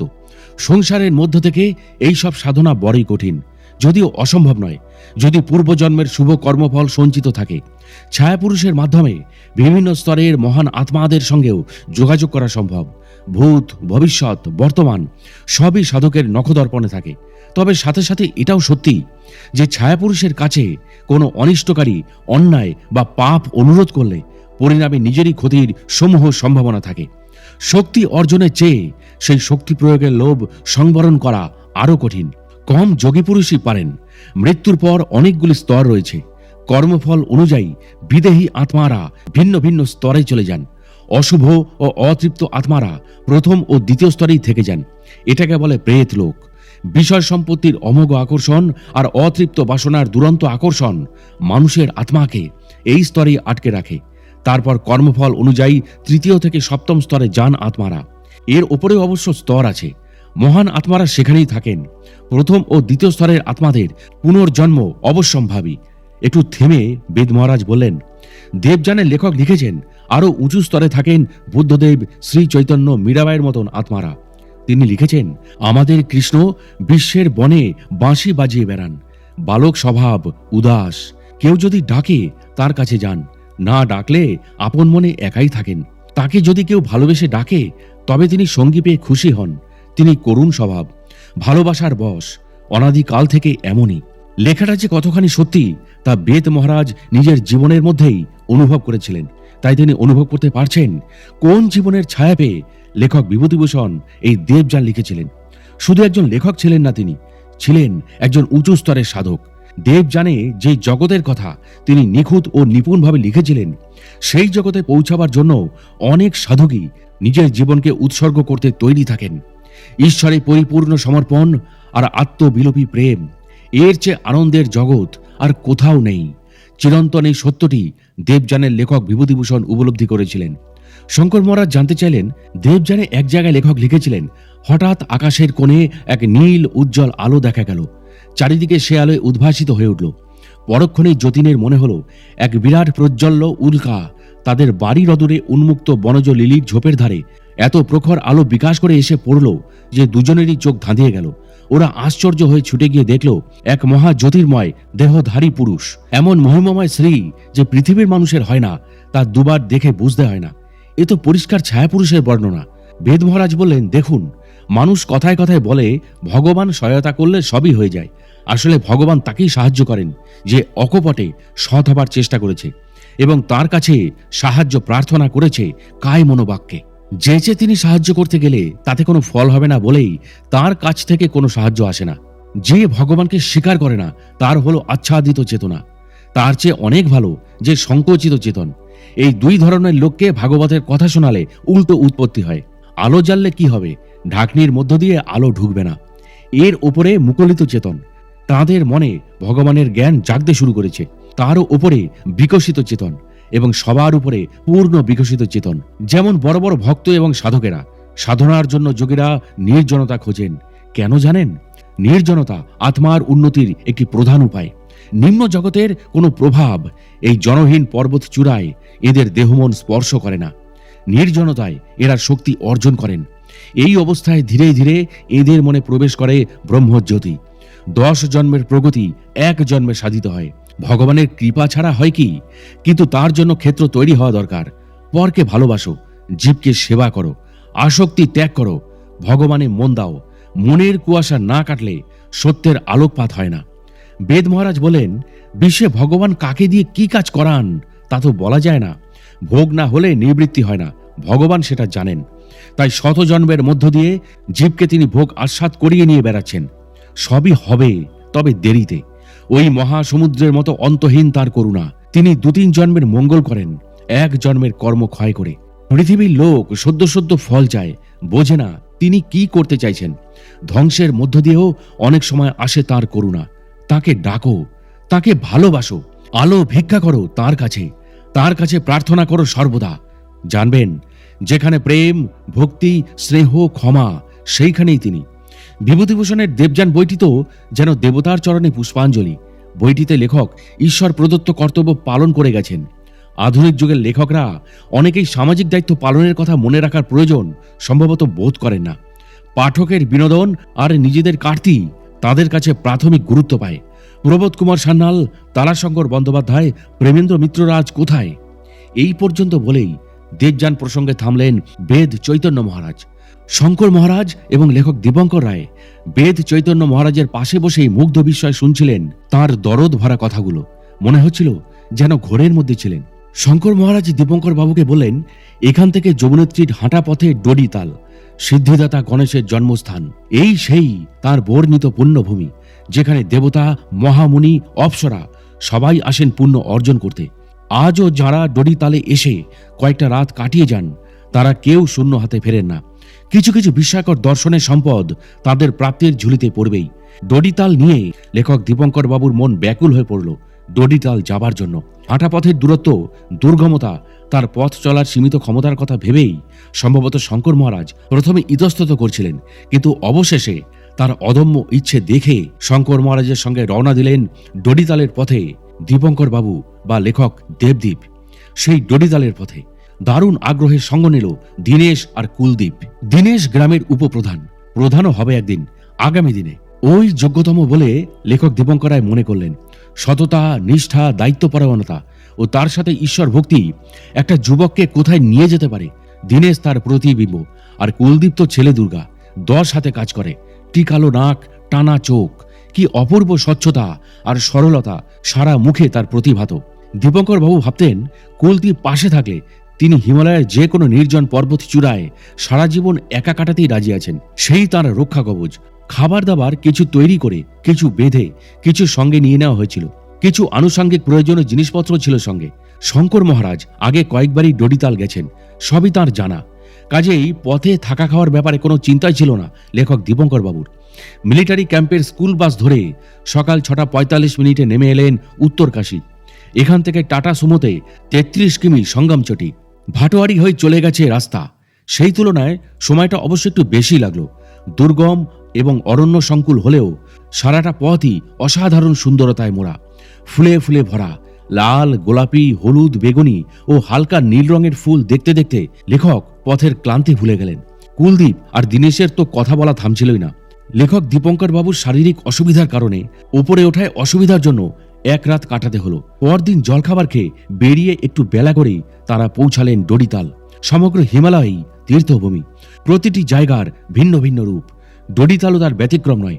সেখানে পৌঁছে লেখক অসীমতায় বিহ্বল হয়ে গেলেন। ডডিতালের নীলচে সবুজ জলরাশি যেন স্থির মনে যোগাসনে বসে ঈশ্বরের মহিমা ঘোষণা করছে। কিছু বিদেশি পর্যটকও তিনি দেখলেন। কমলা আর নীল রঙে ছোট ছোট তাঁবু খাটিয়ে তারা রয়েছে। ঠান্ডা এখানে অনেক বেশি, তবু তাদের গরম জামা তিনি পরতে দেখলেন না। তারা যথারীতি পুজো দিলেন। কিশমিশ আর খেজুরের প্রসাদ। ডডিতালও ফুলে ফুলে ভরা। ঠান্ডার তাড়নায় সাদা আর কালো দুটো উইঞ্চিটারি পরপর গায়ে চাপালেন তিনি। মনে ভাবছিলেন, আহা, এই সেই অচ্ছদ সরোবর, কত জীবন্ত ঘটনারই না সাক্ষী হয়ে রয়েছে এই ডডিতাল। ডডিতাল যেন এক যোগী, জপমালা নিয়ে তপস্যায় মগ্ন। পর্যটকেরা এখানে বেশিরভাগই আসেন অপরূপ প্রাকৃতিক সৌন্দর্য আর পথের দুর্গমতাকে উপভোগ করতে। লেখক দীপঙ্কর বাবুরা এসছেন এখানকার আকাশে, বাতাসে, মাটিতে কি পুণ্যধারা মিশে আছে তার উত্তাপ অনুভব করতে। সারাটা দিন ঘুরলেন তারা, খেপার পরশ পাথর খোঁজার মতো, এ প্রান্ত থেকে ও প্রান্ত। সরকারিভাবে থাকবার ব্যবস্থা আছে এখানে, আবার তাঁবুতেও থাকা যায়। কুলদীপ আর দীনেশ তো বাচ্চা ছেলের মতো চারিদিকে ছুটে বেড়াচ্ছিল। দাদা ইধার চলো, দাদা উধার মত যাও, দাদা হাত পাকড়ো, দাদা নিচে মত দেখো, দাদা উও দেখো, এই করে করে আনন্দে ভরিয়ে দিয়েছিল। শঙ্কর মহারাজও উদ্বেল। ডডিতালের নানান ঘটনার কথা দারুণ উৎসাহের সঙ্গে তিনি বলে যেতে লাগলেন। বিকেল 4টের পর হিমালয়ের প্রচলিত রীতি অনুযায়ী সম্ভবত আবহাওয়া খারাপ হতে লাগলো। মেঘে ভরে এলো আকাশ হঠাৎই। অসহ্য ঠান্ডা হাওয়ার ঝাপটা যেন আছড়ে পড়ছে। সঙ্গম চটি থেকে প্রায় 22 কিলোমিটার হাঁটা পথে এই ডডিতালকে দেখে তার মনে হলো যেন এক অন্য জগৎ। অবস্থা বুঝে তারাও ঢুকে পড়লেন তাদের আস্তানায়। কিছু পরে বৃষ্টি শুরু হলো, ভালো বৃষ্টি। খোলা আকাশের নিচে বৃষ্টি যেন আপন মনেই তার বিচিত্র খেলা দেখাতে লাগলো। শঙ্কর মহারাজের কথায় দীনেশ আর কুলদীপ গান শোনালো, তাদের নিজেদের ভাষাতেই। অর্থ অবশ্য সব বুঝতে পারলেন না লেখক, কিন্তু সুরটা বড়ই কোমল আর মিষ্টি। সুরের মধ্য দিয়ে যেন গাড়োয়ালি দেবতারাই প্রতিবিম্বিত হচ্ছিলেন। গান শোনালেন শঙ্কর মহারাজ নিজেও। লেখক দেবদীপও গলা মেলালেন। আনন্দ যেন মুঠো মুঠো ছড়িয়ে পড়ছিল। বাইরে বৃষ্টির ধারা কমে এসেছে, হিমেল হাওয়ার দাপটও অনেকটাই কমেছে। বেশ কিছুক্ষণ চুপচাপ বসে রইলেন লেখক দীপঙ্কর বাবু। শঙ্কর মহারাজ হেসে বললেন, আপনার সামনেই তো সেই অচ্ছদ সরোবর, এখন ডডিতাল বলা হয়। নিশ্চয়ই বুঝতে পারছেন যে যুগ যুগ ধরেই ওই জায়গায় কিন্নর, কিন্নরী, অপ্সরা, গন্ধর্বদের বিচরণ ক্ষেত্র। এগুলোকেই বলতে পারেন ভগবানের লীলা ক্ষেত্র। আপাতত ডডিতাল প্রসঙ্গ এখানেই শেষ, কারণ এই ঘটনা তার আগের বার আসার সময় ঘটেছিল। এবার ফিরে আসবেন এখনকার কথায়, ঘটনা প্রবাহের মূল অধ্যায়ে, অর্থাৎ কিনা মহাতপা বিলের মধ্যে পাওয়া সেই অপরূপ কৃষ্ণমূর্তির অভিষেক ও প্রাণ প্রতিষ্ঠার বর্ণনায়। মূল কর্মকাণ্ড ঘটেছিল 5/8/2009 সালে, কিন্তু তারও আগে বিগত 3-4 বছর ধরেই চলেছিল তার নানান ঘটনা। পরিচয় ঘটেছিল নতুন নতুন অনেকেরই সঙ্গে লেখক দীপঙ্কর বাবুর। তাদের কাছ থেকেই শুনেছিলেন এই বার্নাবর্তে ঘটে যাওয়া নানান রোমাঞ্চকর অলৌকিক ঘটনাগুলির বিবরণ। সেই ঘটনাগুলোর কথা লিপিবদ্ধ না করলে এবারকার পর্ব যে অসম্পূর্ণই থেকে যাবে। যাদের সঙ্গে দেখা হয়েছিল তারা সকলেই শিখরধামে এসেছিলেন শঙ্কর মহারাজের সৌজন্যে। রোশনলালজির বাড়ি ভূতেদের গ্রামের কাছেই। ভূতেদের সঙ্গে তার পরিচয় অনেক দিনের। গল্পের ছলেই শঙ্কর মহারাজ আঙুল দিয়ে দেখিয়ে বলেছিলেন, ওই যে দূরের পাহাড়টা দেখতে পাচ্ছেন, ওই দেখুন 2-3টে সাদা সাদা বিন্দুর মতো ঘর রয়েছে, ওখানেই ভূতেদের একটা গ্রাম আছে। লেখক জানতে চেয়েছিলেন, গ্রামের সবাই কি সত্যি ভূত? শঙ্কর মহারাজ হেসে বলেছিলেন, না না, তা নয়, তবে তাদের ভূতের মতোই দেখতে। যিনি সেখানেই থাকেন তাকে আমি ফোন করে এখানে আসতে বলছি, তিনি এলেই তার কাছ থেকেই সব বিবরণ শুনবেন। সেই মতো 1 আগস্ট 2009 সালে সকাল 9টা নাগাদ শঙ্কর মহারাজের কুঠিয়া এসে পৌঁছালেন রোশনলালজি। তার পুরো নাম রোশনলাল গৌর। সাদা পায়জামা পাঞ্জাবি পরা, পাতলা চেহারা, বয়স 50 থেকে 55 মধ্যে হবে। পরিচয় হতেই দেবদী বুঝলেন যে শঙ্কর মহারাজের ইনি একজন একনিষ্ঠ ভক্ত। যমুনোত্রীর পথে ব্রহ্মখালের কাছে জুনেগা গ্রামে তার বাড়ি। নিজের রেশনের দোকান আছে। এই গ্রামের কাছেই টিপরা গ্রাম। সেখানে কয়েকটি ভূতেদের পরিবার থাকে। মিশকালো তাদের চেহারা, গোল গোল চোখ, মুখের বাইরে উপর থেকে নিচের দিকে লম্বা লম্বা দাঁত বেরিয়ে আছে। রাতের বেলা এরা কোথায় বেরিয়ে যায় কেউ জানে না। দিনের বেলায় এরা ঢোল বাজায়। 2-1 অবশ্য দর্জিরও কাজ করে। প্রায় 40 বছর আগে যখন রোশনলালজি অনেক ছোট, তখনই এই ভূতেদের দেখেছিলেন তিনি। গ্রামবাসীরা এদের ভূতনাটা বলে। তিনি তার দাদুর কাছে শুনেছেন এই গ্রামে যে প্রথম ভূত এসেছিল তার নাম ঘুরিয়া দাস। গভীর জঙ্গলের মধ্যে যেন কোনো যক্ষিণী, প্রেতিনী অথবা ভূতনির পাল্লায় পড়েছিল। সে তাকে ভয় দেখিয়ে বিয়ে করতে বাধ্য করে। তাদেরই বংশ পরম্পরা চলে আসছে। পরের প্রজন্মে আসে ক্রমান্বয়ে কুলঙ্গ দাস, মঙ্গল দাস ও ওহি দাস। এদের প্রত্যেকের মুখের বাইরে সরু সরু লম্বা দাঁত ছিল। এদের দেবতা গুরিল নাকি ভয়ঙ্কর দেবতা, খুবই রাগী। একবার তো পুজোর সময় বিঘ্ন ঘটায় পুজোর জায়গাতেই সিনান দাস পুড়ে খাক হয়ে গিয়েছিল। তবে ঠিক কত বছর ধরে যে ভূতেরা এখানে বসবাস করছে তা অবশ্য রোশনলালজির সঠিক জানা নেই। এর ওপারে রমাই ক্ষেত্র। এখানে মেয়েরা সব বাইরের কাজ করে আর পুরুষেরা সব ঘরের কাজ। ভূতেরা সব গ্রামেরই হরিজন পর্যায়ের বলেই স্বীকৃত। রোশনলালজি জানালেন যে উত্তর কাশী থেকে যমুনেত্রীর বাস ধরে ব্রহ্মতলে নামতে হয়।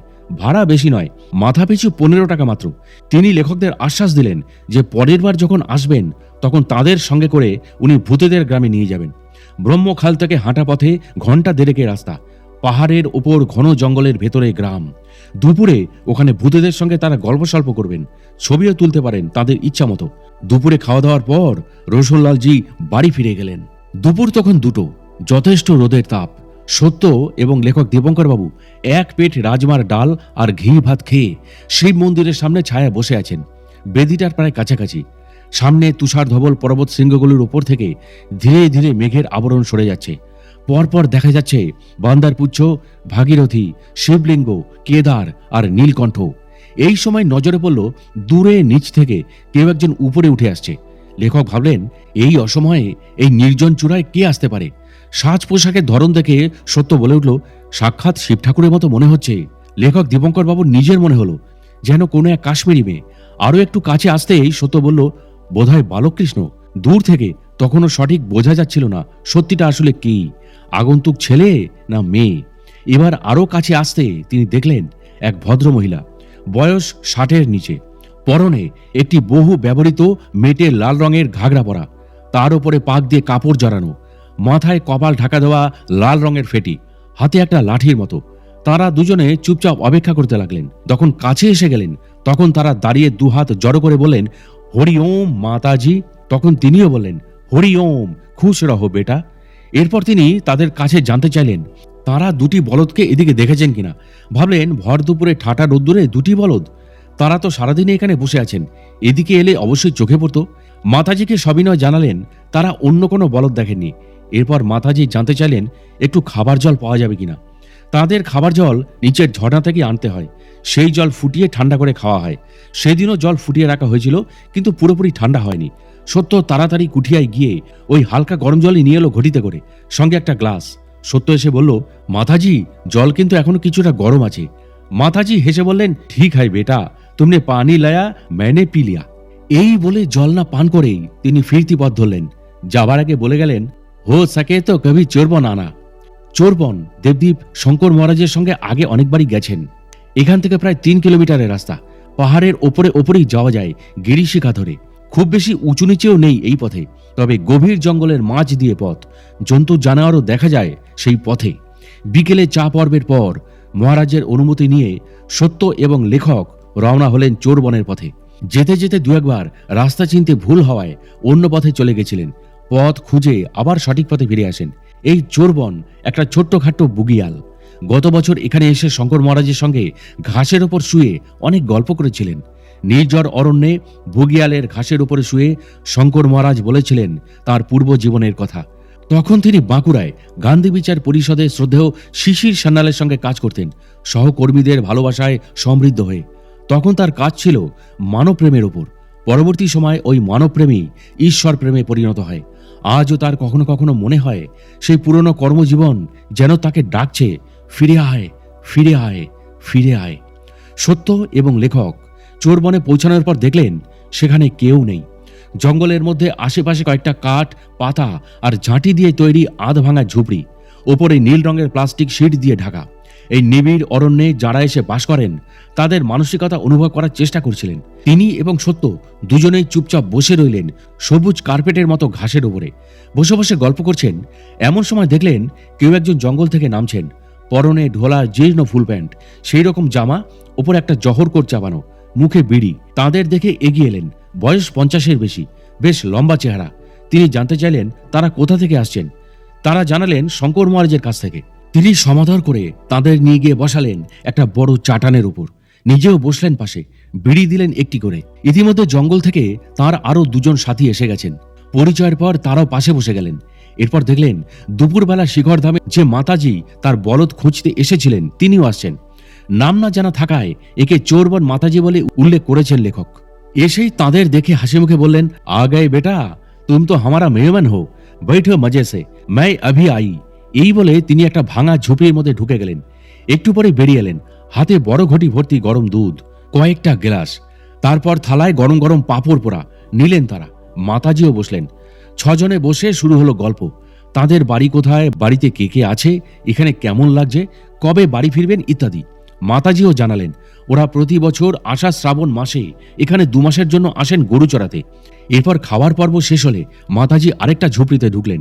বেরিয়ে এলেন একটা প্লাস্টিকের প্যাকেট হাতে নিয়ে। প্যাকেটটা তিনি লেখকদের হাতে দিলেন। বললেন, মেহমান কো খালি হাত মে লৌটানা ধরম নেই হয় বেটা, ইসমে কুছ আটা है, রাত মে রুটি বানাকে খা লেনা। লেখকেরা সেই ভিক্ষা গ্রহণ করলেন। তাদের প্রণাম জানিয়ে ফিরতি পথে রওনা হলেন। সত্যবাবু বললেন, তারাও তাহলে ভিক্ষা নিতে শুরু করলেন, তাই না? মনে মনে লেখক ভাবলেন, এই ভিক্ষান্ন যে কতখানি সম্মানের, কতখানি হৃদয়ের ছোঁয়া মেশানো, তা কাকে বোঝাবেন তিনি? তারা যারা সভ্যতার ও সংস্কৃতির বড়াই করেন, তারা মানসিকতার মাপকাঠিতে এদের চেয়ে অনেক পেছনে। এ কি শুধু স্থান মাহাতো নাকি অন্য কিছু? কেমন মানুষ এরা? কেমনই বা এদের সমাজ ব্যবস্থা? কেমন এদের সংস্কৃতি? কেমন এদের জীবনযাত্রা? এইসব কথা ভাবতে ভাবতেই তারা এগিয়ে চললেন। যখন তারা শঙ্কর মহারাজের কুঠিয়ায় এসে পৌঁছালেন তখন সন্ধ্যা হয়ে গেছে। মহাতপা বিল আর মহেন্দ্র পর্বত, প্রধানত এই দুটো লক্ষ্য নিয়ে বেরিয়েছিলেন লেখক দীপঙ্কর রায়। শঙ্কর মহারাজের কাছে তিনি জানতে চাইলেন মহেন্দ্র পর্বত অভিযান কবে হবে। শঙ্কর মহারাজ জানালেন, এটাই সম্ভবত ভারতের দুর্গমতম তীর্থক্ষেত্র। এখানে পরশুরামের প্রতিষ্ঠিত শিবলিঙ্গ রয়েছে। পরশুরামও নাকি আছেন এখানে। হেসে শঙ্কর মহারাজ বললেন, এই বর্ষাকালে আপনারা মহেন্দ্র পর্বত উঠতে পারবেন না। পথ এখন জঙ্গলে পরিপূর্ণ ও অতি দুর্গম, বিপজ্জনক তো অবশ্যই। এ কথা অবশ্য আগেই দেবদীপ শুনেছিলেন। তবে ভারতের অনেক তীর্থস্থানই তো দুর্গম। মহেন্দ্র পর্বত যে কতখানি দুর্গম তার কোনো সঠিক তথ্য ছিল না তাদের কাছে। এই মহেন্দ্র পর্বত ও মনন ভীতির পূজারী মহাশয়কে শঙ্কর মহারাজ আমন্ত্রণ জানিয়েছেন কুঠিয়ায় আসার জন্য। তিনি এলেই সব আলোচনা হবে। 2রা আগস্ট 2009 দুপুরের আগে আগে মুরারিজি শঙ্কর মহারাজের কুঠিয়ায় এসে পৌঁছালেন। এরও হালকা পাতলা চেহারা, মাঝবয়সী, পরিধানে সাদা পাজামা পাঞ্জাবি, উজ্জ্বল চোখ মুখ, অমায়িক ব্যবহার। তিনি যে একজন আগাগোড়া পূজারী ব্রাহ্মণ ও প্রকৃতই ঈশ্বরে নিবেদিত প্রাণ, সেটা তার প্রতিটি কথায় ও ভাবভঙ্গিতে বোঝা যাচ্ছিল। ইনি নর্মদেশ্বর মন্দিরের পূজারী এবং বছরে একবার মহেন্দ্র পর্বতের চূড়ায় শিব মন্দিরে পুজো করতে যান। সেই মন্দিরের ইনি একমাত্র পূজারী। সেখানে যখন যান তখন গ্রামবাসীরা অনেকেই সঙ্গ নেন। সেই জন্য মহেন্দ্র পর্বতের রাস্তাঘাট ব্যবস্থা সবকিছুই এর নখদর্পণে। তাঁর আগমনে উৎসাহিত হয়ে খাতা কলম আর সেই ঘন দুধের চায়ের গ্লাস হাতে নিয়ে কুঠিয়ার বারান্দায় কম্বল পেতে তাকে নিয়ে বসলেন লেখক দেবদীপ বা দীপঙ্কর রায়। সঙ্গে অবশ্যই শঙ্কর মহারাজ ও সত্যবাবু। সত্যবাবু দেখা গেল বেশ পেশাদার সাংবাদিকের মতো কায়দা করে হাতে কালো ডায়েরি, কলম আর চোখের চশমা পরে বসেছেন। এবার তাঁদের অনুরোধে মুরারিজি কেমন যেন বিভোর হয়ে মহেন্দ্র পর্বত বা মনন ভীতির উপাখ্যান শুরু করলেন। সেও এক গল্প। তিনি বললেন, ছোটবেলা থেকেই গল্প শুনে আসছিলেন যে মহেন্দ্র পর্বত শিখরে নাকি এক মহাযোগীর বাস। ওই রাস্তায় যমুনেত্রী যাবার পথে বেশ কয়েকবারই গ্রামের মানুষ দূর থেকে তাঁর দর্শন লাভ করেছেন। সকলের কাছে এক কথায় তিনি নিরাহারী বাবা নামেই পরিচিত, কারণ যেখানে তিনি থাকেন সেখানে কোনো খাবার দাবার পাওয়া সম্ভবই নয়। ইনি নিচে কখনো নামেনও না। এর সঠিক বয়স কারোরই জানা নেই। পরবর্তী সময়ে বড় হয়ে যখন পুজো আর্চা তাঁরা শুরু করলেন, সেই সময় থেকেই মনে উদগ্র বাসনা ছিল সেখানে যাবার। এমন অনেক গল্পই প্রচলিত আছে যে অনেকেই উৎসাহ ভরে সেখানে গিয়ে আর ফিরে আসেনি। যারা ফেরেনি তাদেরও পরে আর কোনো খবর পাওয়া যায়নি, তাই ইতস্তত করতেন। আরও পরে শঙ্কর মহারাজের এই কুঠিয়ায় বসেই পুরাণের পাতা উল্টাতে গিয়ে মহেন্দ্র পর্বতের অনেক বিবরণ ও ছবি পান লেখক দীপঙ্কর রায়। মুরারিজি বললেন, এত কিছু পড়ার পর সেখানে যাবার জন্য মনের ইচ্ছা ক্রমেই বাড়ছিল। সে বছর 1994 সালে 17-18 জন গ্রামবাসীকে সঙ্গে নিয়ে খাবার দাবার ও পুজোর সামগ্রী সহ প্রথমবার মহেন্দ্র পর্বত শিখরে উঠি। শেষ পর্যায়টা উঠতেই নর্মদেশ্বর থেকে আমাদের সময় লেগেছিল 7.5 ঘন্টা। ভোর 4টেই বেরিয়ে বেলা 11:30টায় আমরা পৌঁছেছিলাম আশ্রম শিখরে। শেষের দিকে অনেকটা রাস্তা 4 হাত পা ব্যবহার করে এগোতে হয়েছিল। কখনো ঘাসের চাপড়া ধরে, কখনো পাথরের খাঁজ ধরে, কখনো কোনো গাছের ডাল ধরে যেতে হয়েছিল। সেই সময় প্রায় প্রতিপদেই দুর্ঘটনার সম্ভাবনা থাকে।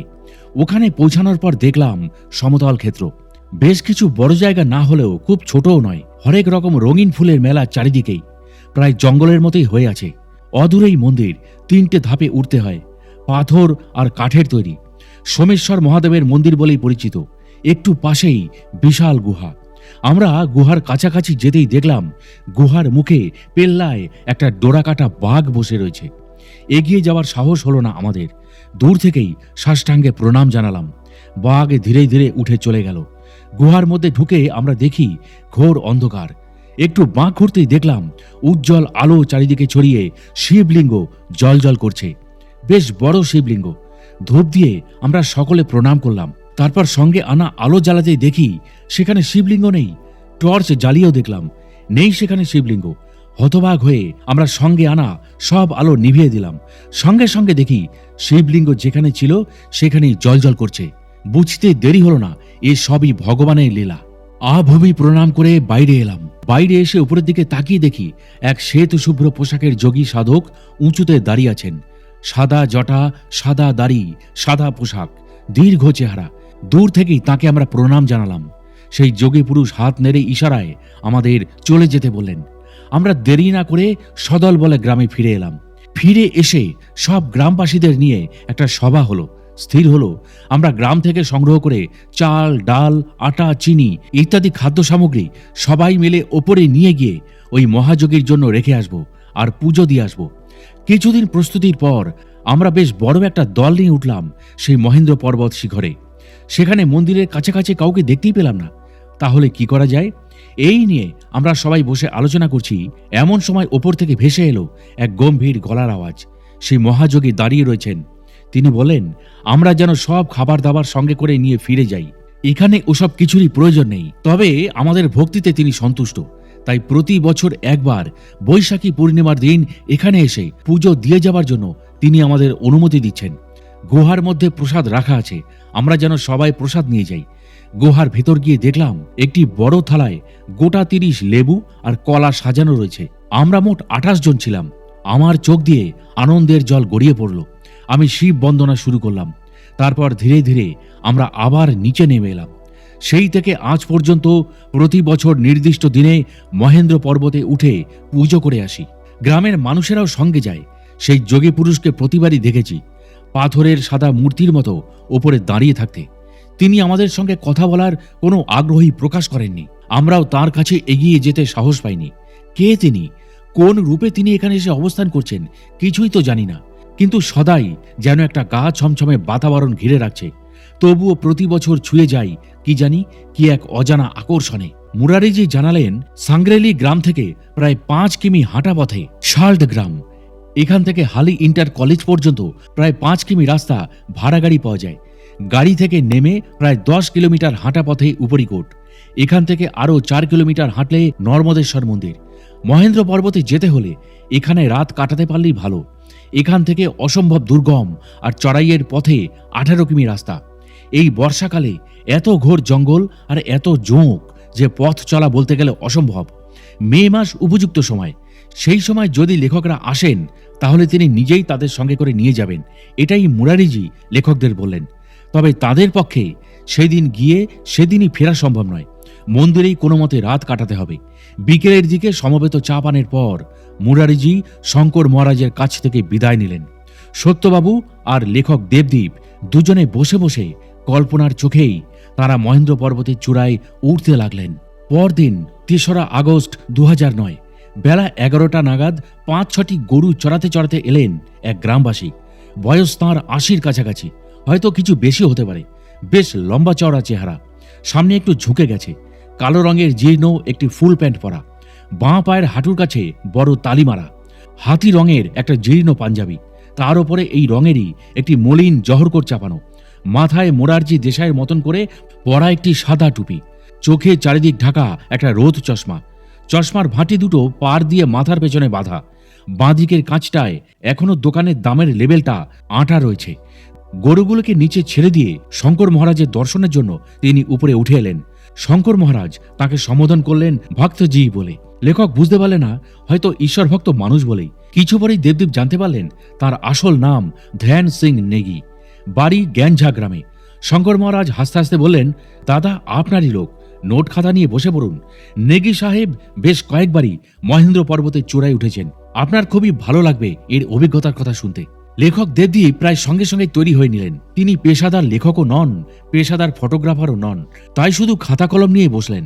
নেগি সাহেব সম্ভবত কানে একটু কম শোনেন, কারণ এরপর দেখলেন শঙ্কর মহারাজ তাকে বেশ জোরে জোরে প্রশ্ন করছেন, আর প্রশ্নটা বুঝে তিনি ধীরে ধীরে উত্তর দিচ্ছেন। দেবদীপ তার নিজের মতো করেই নোট নিচ্ছিলেন।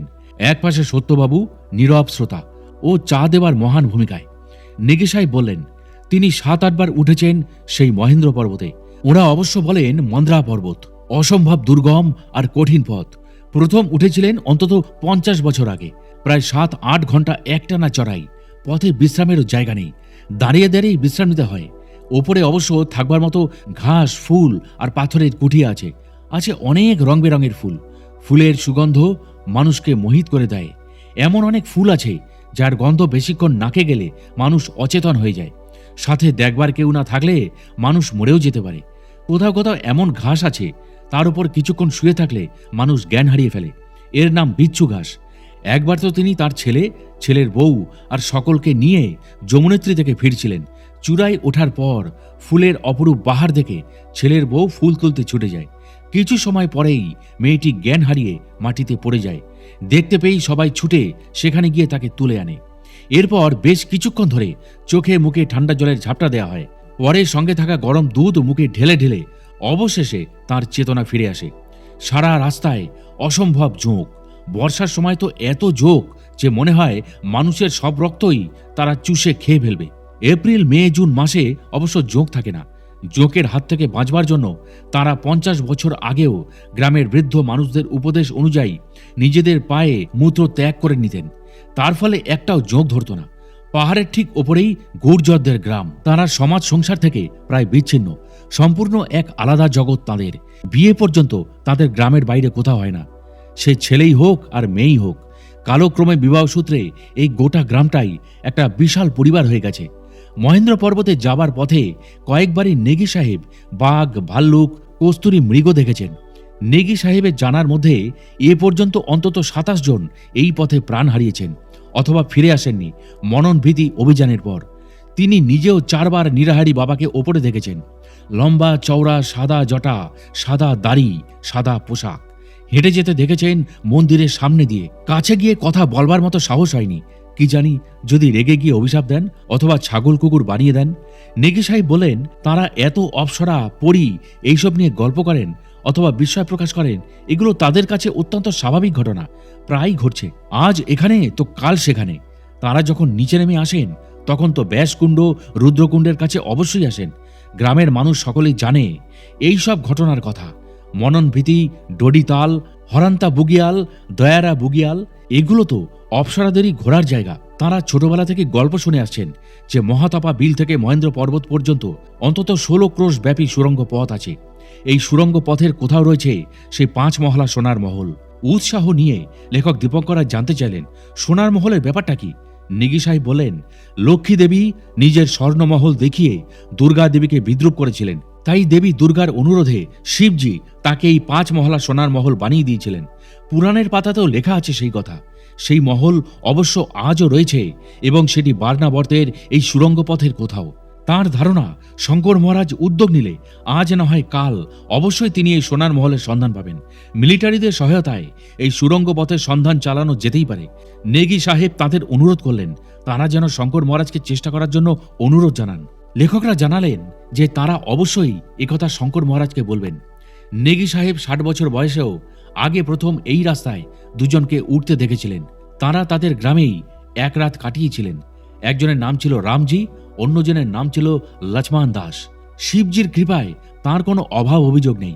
দুপুরের খাওয়াটাও সবাই মিলে একসাথে বসেই খেয়ে নিলেন। তারপর শঙ্কর মহারাজকে প্রণাম জানিয়ে নেগি সাহেব গরু নিয়ে বাড়ির পথ ধরলেন। 4 আগস্ট 2009 বেলা 12টা নাগাদ আরও একজন এলেন শঙ্কর মহারাজকে দর্শনের জন্য।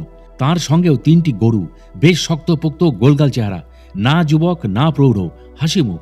নাম তার রাজেন্দ্র সিং নেগি। শঙ্কর মহারাজ তাকে রাজু রাজু বলে ডাকছিলেন।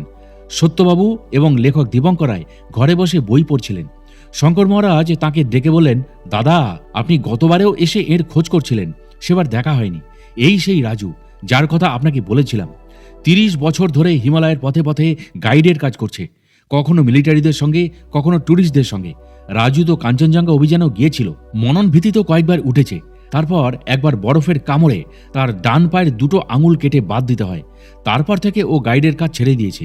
তার চেয়েও বড় কথা, ও 4 বার নিজেই অপ্সরাদের দেখেছে। আপনার নিশ্চয়ই এর কাছে অনেক কিছু জানার আছে, আরাম করে বসে জেনে নিন।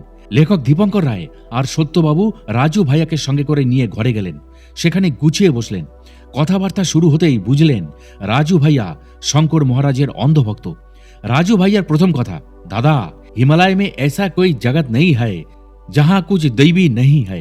অর্থাৎ কিনা সমগ্র হিমালয় অলৌকিক ঘটনা ছড়াছড়ি। এই হিমালয় এত যোগী পুরুষের বাস ও সাধন ক্ষেত্র যে তাঁদের তপবলে পুণ্যাত্মারাও এখানে আকাশ থেকে নেমে আসেন। এখানকার গাছ, মাটি, পাথর, ঘাস, জীবজন্তু, পাখি সবই পবিত্র। অন্তত তাঁরা গ্রামের মানুষরা তাই বিশ্বাস করেন। তাই সব ঘটনাই এখানে এত স্বাভাবিক যে চোখের সামনে কোনো অলৌকিক ঘটনা ঘটে গেলে তাৎক্ষণিক বিশেষ কিছু বলে মনে হয় না। পরে অবশ্য চিন্তা করলে নিজেদের মনে অনেক প্রশ্নই জাগে। দেবদ্বীপের একটা প্রশ্নের উত্তরে রাজু ভাইয়া জানালেন, হ্যাঁ, পরী তিনি দেখেছেন। ওনারা অবশ্য পরী বলেন না, বলেন অপ্সরা। প্রথমবার দেখেছিলেন সেই মহেন্দ্র পর্বত শিখর বা মনন ভীতিতে। সেবার ওরা ছিলেন 8 জনের দল। 3 জন পোর্টার, রাজু ভাইয়া নিজে ও 4 জন বিদেশি পর্যটক। তাদের মধ্যে আবার একজন মেম সাহেবও ছিলেন। যমুনেত্রীর দিক থেকেই তারা এই শিখরে উঠেছিলেন। ওই রাস্তা খুবই কঠিন হলেও এদিকের চেয়ে সহজগম্য। ঠিক গোধূলি লগনে তারা চুপচাপ নিজেদের তাঁবুর সামনে বসে রয়েছেন। চা বিস্কুট খেতে খেতে কথা হচ্ছে। এমন সময় কোনো সুর ভেসে আসতে লাগলো। সবাই চারিদিকে তাকাতে লাগলেন। প্রথমে অবশ্য কিছুই বোঝা যাচ্ছিল না, পরে যেন হাসির শব্দও শোনা গেল। হঠাৎ 200 হাত মতন দূরে ফুলবনের মাঝখান দিয়ে যে পায়ে চলা রাস্তাটা চলে গেছে, সেই রাস্তা দিয়ে 10-12 জন অপ্সরাকে পেরিয়ে যেতে দেখলেন। তখন কিন্তু তারা বোঝেননি এরা অপ্সরা, হয়তো ঘুরতে এসেছে কোনো দল। সকলেরই কিন্তু সাদা পোশাক, গায়ে অনেক গয়না রুমঝুম করছে। এক সময় এক সাহেব তড়িঘড়ি ক্যামেরা বার করতে লাগলেন। মেম সাহেব উত্তেজিত হয়ে তাদের ভাষায় সাহেবকে জোরে জোরে কি যেন বললেন। ব্যাস, প্রায় সঙ্গে সঙ্গেই সামনে থেকে সব মিলিয়ে গেল। বড়জোর 2-3 মিনিট ধরে তারা এই দৃশ্য দেখেছিলেন। রাজু ভাইয়া দ্বিতীয়বার অপ্সরাতে দেখেছিলেন হরন্তা বুগিয়ালের পথে। উত্তর কাশী থেকে প্রায় 20 কিলোমিটার দূরে 10,000 ফুট উচ্চতায় এই অপূর্ব সুন্দর হরন্তা বুগিয়াল। একটা দলকে ওপরে পৌঁছে দিয়ে তিনি আর তার সঙ্গী সতীশ নেমে আসছিলেন। নামার পথে প্রায় সন্ধ্যের গায়ে গায়ে নিচে ঝাড়িকুণ্ডের ধারে তারা 6 জন অপ্সরাকে দেখতে পান। সবাই সাদা ঘাগরার মতো পরা, মাথায় সাদা পট্টির মতো বাঁধা। কি অপরূপ সুন্দর তাদের দেখতে। ওরা দুজন ওখানেই পাহাড়ের আড়ালে বসে পড়লেন। অপ্সরাদের মধ্যে 2 জন হাতে করে জল নিয়ে অন্যের গায়ে ছিটিয়ে দিচ্ছিলেন। সবাই হাসাহাসি করছেন।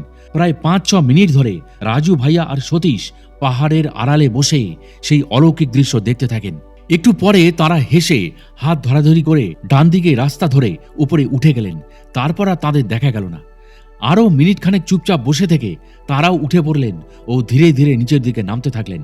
তৃতীয়বারের ঘটনা ডোডিতালে। যমুনেত্রী থেকে ফেরার পথে তারা রাত কাটাচ্ছিলেন ডোডিতালে। তাঁবুতেই ছিলেন তারা। চাঁদনি রাত ছিল, আর ছিল অসম্ভব ঠান্ডা। গভীর রাতে তারা মিষ্টি সুর আর নুপুরের রুমঝুম আওয়াজ শুনতে পাচ্ছিলেন। কম্বল মুড়ি দিয়ে তাঁবুর বাইরে এসে তারা বোঝবার চেষ্টা করছিলেন আওয়াজটা কোন দিক থেকে আসছে। অনুমানে কিছুটা এগিয়ে গিয়ে তারা দেখলেন নিচে তালের কিনারায় জ্যোৎস্নার সাদা আলোয় প্রায় 15 জন অথবা তারও বেশি হতে পারে অপ্সরা ঘুরে বেড়াচ্ছেন। সাদা পোশাক চাঁদের আলোর সঙ্গে মিলেমিশে আবছা আবছা দেখা যাচ্ছিল। তারা 3-4 জন প্রায় 10 মিনিট ধরে সেই দৃশ্য দেখেছিলেন। কিছুক্ষণ পরে তারা হঠাৎ মিলিয়ে গেলেন। সেই রাত্রে তাঁবুতে ফেরার পর সারা রাতই তারা কেউ ঘুমোতে পারেননি। কেমন যেন ঘোর লেগে গিয়েছিল। গল্প করতে করতেই তারা সারা রাত কাটিয়ে দিলেন। আশা ছিল যদি আরেকবার দেখা হয়। চতুর্থবার তো অপ্সরারা ডলি নিয়ে রুদ্রকুণ্ড ব্যাসকুণ্ড হয়ে মিছিলের মতো করেই গিয়েছিলেন। সেবার তো গ্রামবাসীরাও অনেকেই দেখেছিলেন নিজের চোখে। শ্যাম সিং, জ্যোতি সিং এরাও দেখেছিলেন। তারা সকলেই তো এই গ্রামের বিশেষ সম্মানিত মানুষ। যখন জগদীশকে পাহাড়ের উপর থেকে অপ্সরারা তুলে নিয়ে গিয়েছিলেন তখন তার মুখ থেকেও তো সব বর্ণনা সকলেই শুনেছিলেন। প্রতি বছর মকর সংক্রান্তিতে অপ্সরাদের ডলি নামে আকাশ পথে বাজনা শোনা যায়। এটা তো আর নতুন কিছু নয়। বছরের পর বছর ধরে চলে আসছে এই রকম ঘটনা। রাজু ভাইয়া আরও বললেন, গ্রামের বয়স্ক মানুষদের কাছে তিনি শুনেছেন ভগবান শ্রীকৃষ্ণের 108 জন সখী অপ্সরা হয়ে তাকে খুঁজে বেড়ান। কাউকে একা দেখলে অথবা বাঁশির সুর শুনলে হয়তো ছদ্মবেশী কৃষ্ণ ভেবেই তাকে তুলে নিয়ে যান। পরে ভুল ভাঙলে আবার ফেরতও দিয়ে যান। এর মধ্যে কতটা সত্যি আর কতটা কল্পনা রাজু ভাইয়ার তা জানা নেই। শুধু এইটুকুই তিনি জানেন যে অপ্সরারা আছেন, তারা তাদের ইচ্ছামতো ঘুরে বেড়ান। ভাগ্যে থাকলে দেখাও যায়। এর মধ্যে বিশ্বাস অবিশ্বাস, লৌকিকতা অলৌকিকতার কোনো ব্যাপারই নেই। বংশ পরম্পরায় এই ধরনের ঘটনা এখানে ঘটেই চলেছে। রাজু ভাইয়ার কাছেই লেখক দীপঙ্কর রায় জানলেন যে হরন্তা বুগিয়ালে গিয়ে তারা দলদলির মধ্যে একটি শিবলিঙ্গ দেখতে পেয়েছিলেন। হাতের একটা আঙুল দিয়ে ঠেলা দিলেও সেটা নড়বড় করে, কিন্তু এক হাতে বা 2 হাতে ধরে জোরে নাড়াবার চেষ্টা করলেও সেটা একটুও নড়ে না। আবার এক আঙুলে নাড়লেই নড়তে থাকে। তারা সেই শিবলিঙ্গ তুলে আনার চেষ্টা করেছিলেন, কিন্তু দুজনে মিলে অনেক চেষ্টা করেও নড়াতে বা তুলতে পারেননি। রাজু ভাইয়ার কাছে লেখক দেবদীপ জানতে চাইলেন কখনো কোনো সিদ্ধযোগীর দর্শন কি তিনি পেয়েছেন, অথবা তার দীর্ঘ বছর ধরে হিমালয় ঘোরার সময়। তিনি বললেন 8-9 বছর আগে বদ্রীনাথ থেকে 8-10 মাইল উত্তরে মানাগ্রাম ছাড়িয়ে একবার একটা মিলিটারি গ্রুপকে সঙ্গে নিয়ে তিনি গেছিলেন প্রায় 14,000 ফুট উচ্চতায়। সেখানে ক্যাম্প করে তাদের দিন 10 থাকার কথা। আসবার সময় নিচে জিরি গ্রামের কাছে স্থানীয় মানুষদের কাছে শুনলেন যে যেখানে তারা যাচ্ছেন তার 1 কিলোমিটার উপরে গুহার মধ্যে এক নেপালি সাধু রয়েছেন। তার নাকি অসম্ভব যোগবিভূতি। খুবই ইচ্ছা হলো একবার দর্শন করে আসবার। বিশেষ করে নেপালি সাধু শুনে কৌতূহলটা আরও তাঁর বেড়ে গিয়েছিল। এখানে উল্লেখ করে রাখা দরকার যে রাজু ভাইয়ার সঙ্গে সমস্ত কথাবার্তাই লেখক দেবদীপের হিন্দি ভাষাতেই হচ্ছিল, কিন্তু এই ভাষায় তার সীমাবদ্ধতার দরুন বাংলাতেই তিনি বলেছেন। রাজু ভাইয়া বলেন 2 দিন পরে এখানে অনুমতি নিয়ে আগে পাওয়া পথ নির্দেশ অনুযায়ী খুঁজে খুঁজে বেলা 11টা নাগাদ পৌঁছালেন নেপালি সাধু বাবার গুহায়। গৈরিক বসন, বয়স 60-এর বেশ ওপরে। গুহার ভেতরে অনেক জায়গা, মুখটা বড় হওয়ায় আলো ঢুকছে যথেষ্ট। প্রণাম করে তার কাছে গিয়ে বসলেন। তার সামনে একটা খুব মোটা বই খোলা রয়েছে, পাশে সাজানো রয়েছে নানান পুজোর সামগ্রী, কম্বল পাতা রয়েছে, ছোট্ট একটা ধুনিও জ্বলছে। তিনি জানতে চাইলেন কোথা থেকে আসছেন। উত্তরে রাজু ভাইয়ারা জানালেন উত্তর কাশী থেকে। আবার তিনি জানতে চাইলেন এখানে কেন এলেন। উত্তরে রাজু ভাইয়ারা বললেন তাকে দর্শনের ইচ্ছায়। সেই সাধু বাবা ধুনির মধ্যে আরো দুটো কাঠের টুকরো দিয়ে দিলেন। প্রচণ্ড ঠান্ডায় এটাই তো একমাত্র সম্বল। 2-3 মিনিটও হয়নি, গুহার মধ্যে এসে ঢুকলো বিশাল একটা ডোরাকাটা বাঘ, প্রায় 5-6 হাত লম্বা। রাজু ভাইয়া এক লাফে মহারাজের পেছনে গিয়ে জাপটে ধরলেন তাকে। চেঁচিয়ে বললেন, বাবা শের আয়া, মুঝে বাঁচাইয়ে। সাধু বাবা বিন্দুমাত্র বিচলিত হলেন না। তাকে বললেন, ডারো মত বেটা। তারপর বাঘটার দিকে তাকিয়ে বললেন, বাচু আপ তু চলা যা, ইহা বাচ্চা ডর রাহা হয়, তু ফির আধা ঘন্টা বাদ চালে আনা। বাঘটা অতি শান্ত পায়ে ধীরে ধীরে বাইরে চলে গেল। তখন রাজু ভাইয়ার মুখ দিয়ে কোনো কথাই আর বেরোচ্ছে না। সেই নেপালি সাধু বাবা তাকে বললেন, বেটা বাহার সে কুছ সুখা লড়কি লে আনা। রাজু ভাইয়া ইতস্তত করতে লাগলেন, যদি বাঘটা কাছেই কোথাও বসে থাকে। তার মুখের ভাব দেখে সাধু বাবা অল্প হেসে বললেন, डरने का कोई बात नहीं, वो बीच बीच में आते रहते हैं, वो भी जोगी है, ফিকার মত করো। এরপর সাধু বাবা ধীরে ধীরে উঠলেন, পুরি এবং হালুয়া বানালেন। রাজু ভাইয়াও কাঠ আনা, আটা মাখা, জল এগিয়ে দেওয়া, এই সব কাজে যতটা পারলেন সাহায্য করলেন। মোটামুটি প্রায় আধ ঘন্টা পরেই বাঘ বাবাজি ফিরে এলো। রাজু ভাইয়া শটান গুহার এক কোণে, একেবারে নেপালি সাধু বাবার আড়ালে। সাধু বাবা পাতায় করে পুরি এক গোছা আর হালুয়া সাজিয়ে বাঘকে দিলেন। বললেন, লে পারসাদি। ভালো ছেলের মতো বাঘটি পুরি হালুয়া খেয়ে চুপচাপ নিজেই ফিরে গেল। রাজু ভাইয়া বললেন, 2-3 বছর আগে তাঁদের গ্রামে একটা মজার ঘটনা ঘটেছিল। রাজেশ বিষ্ট জঙ্গলে ছাগল চড়াচ্ছিল। একটু দূরে বসে ও ছাগলগুলোকে দেখছিল। একটা বাঘ বেরিয়ে এসে ছাগলের পেছনটা কামড়ে ধরে। রাজেশ চিৎকার করতে করতে ছুটে যায়।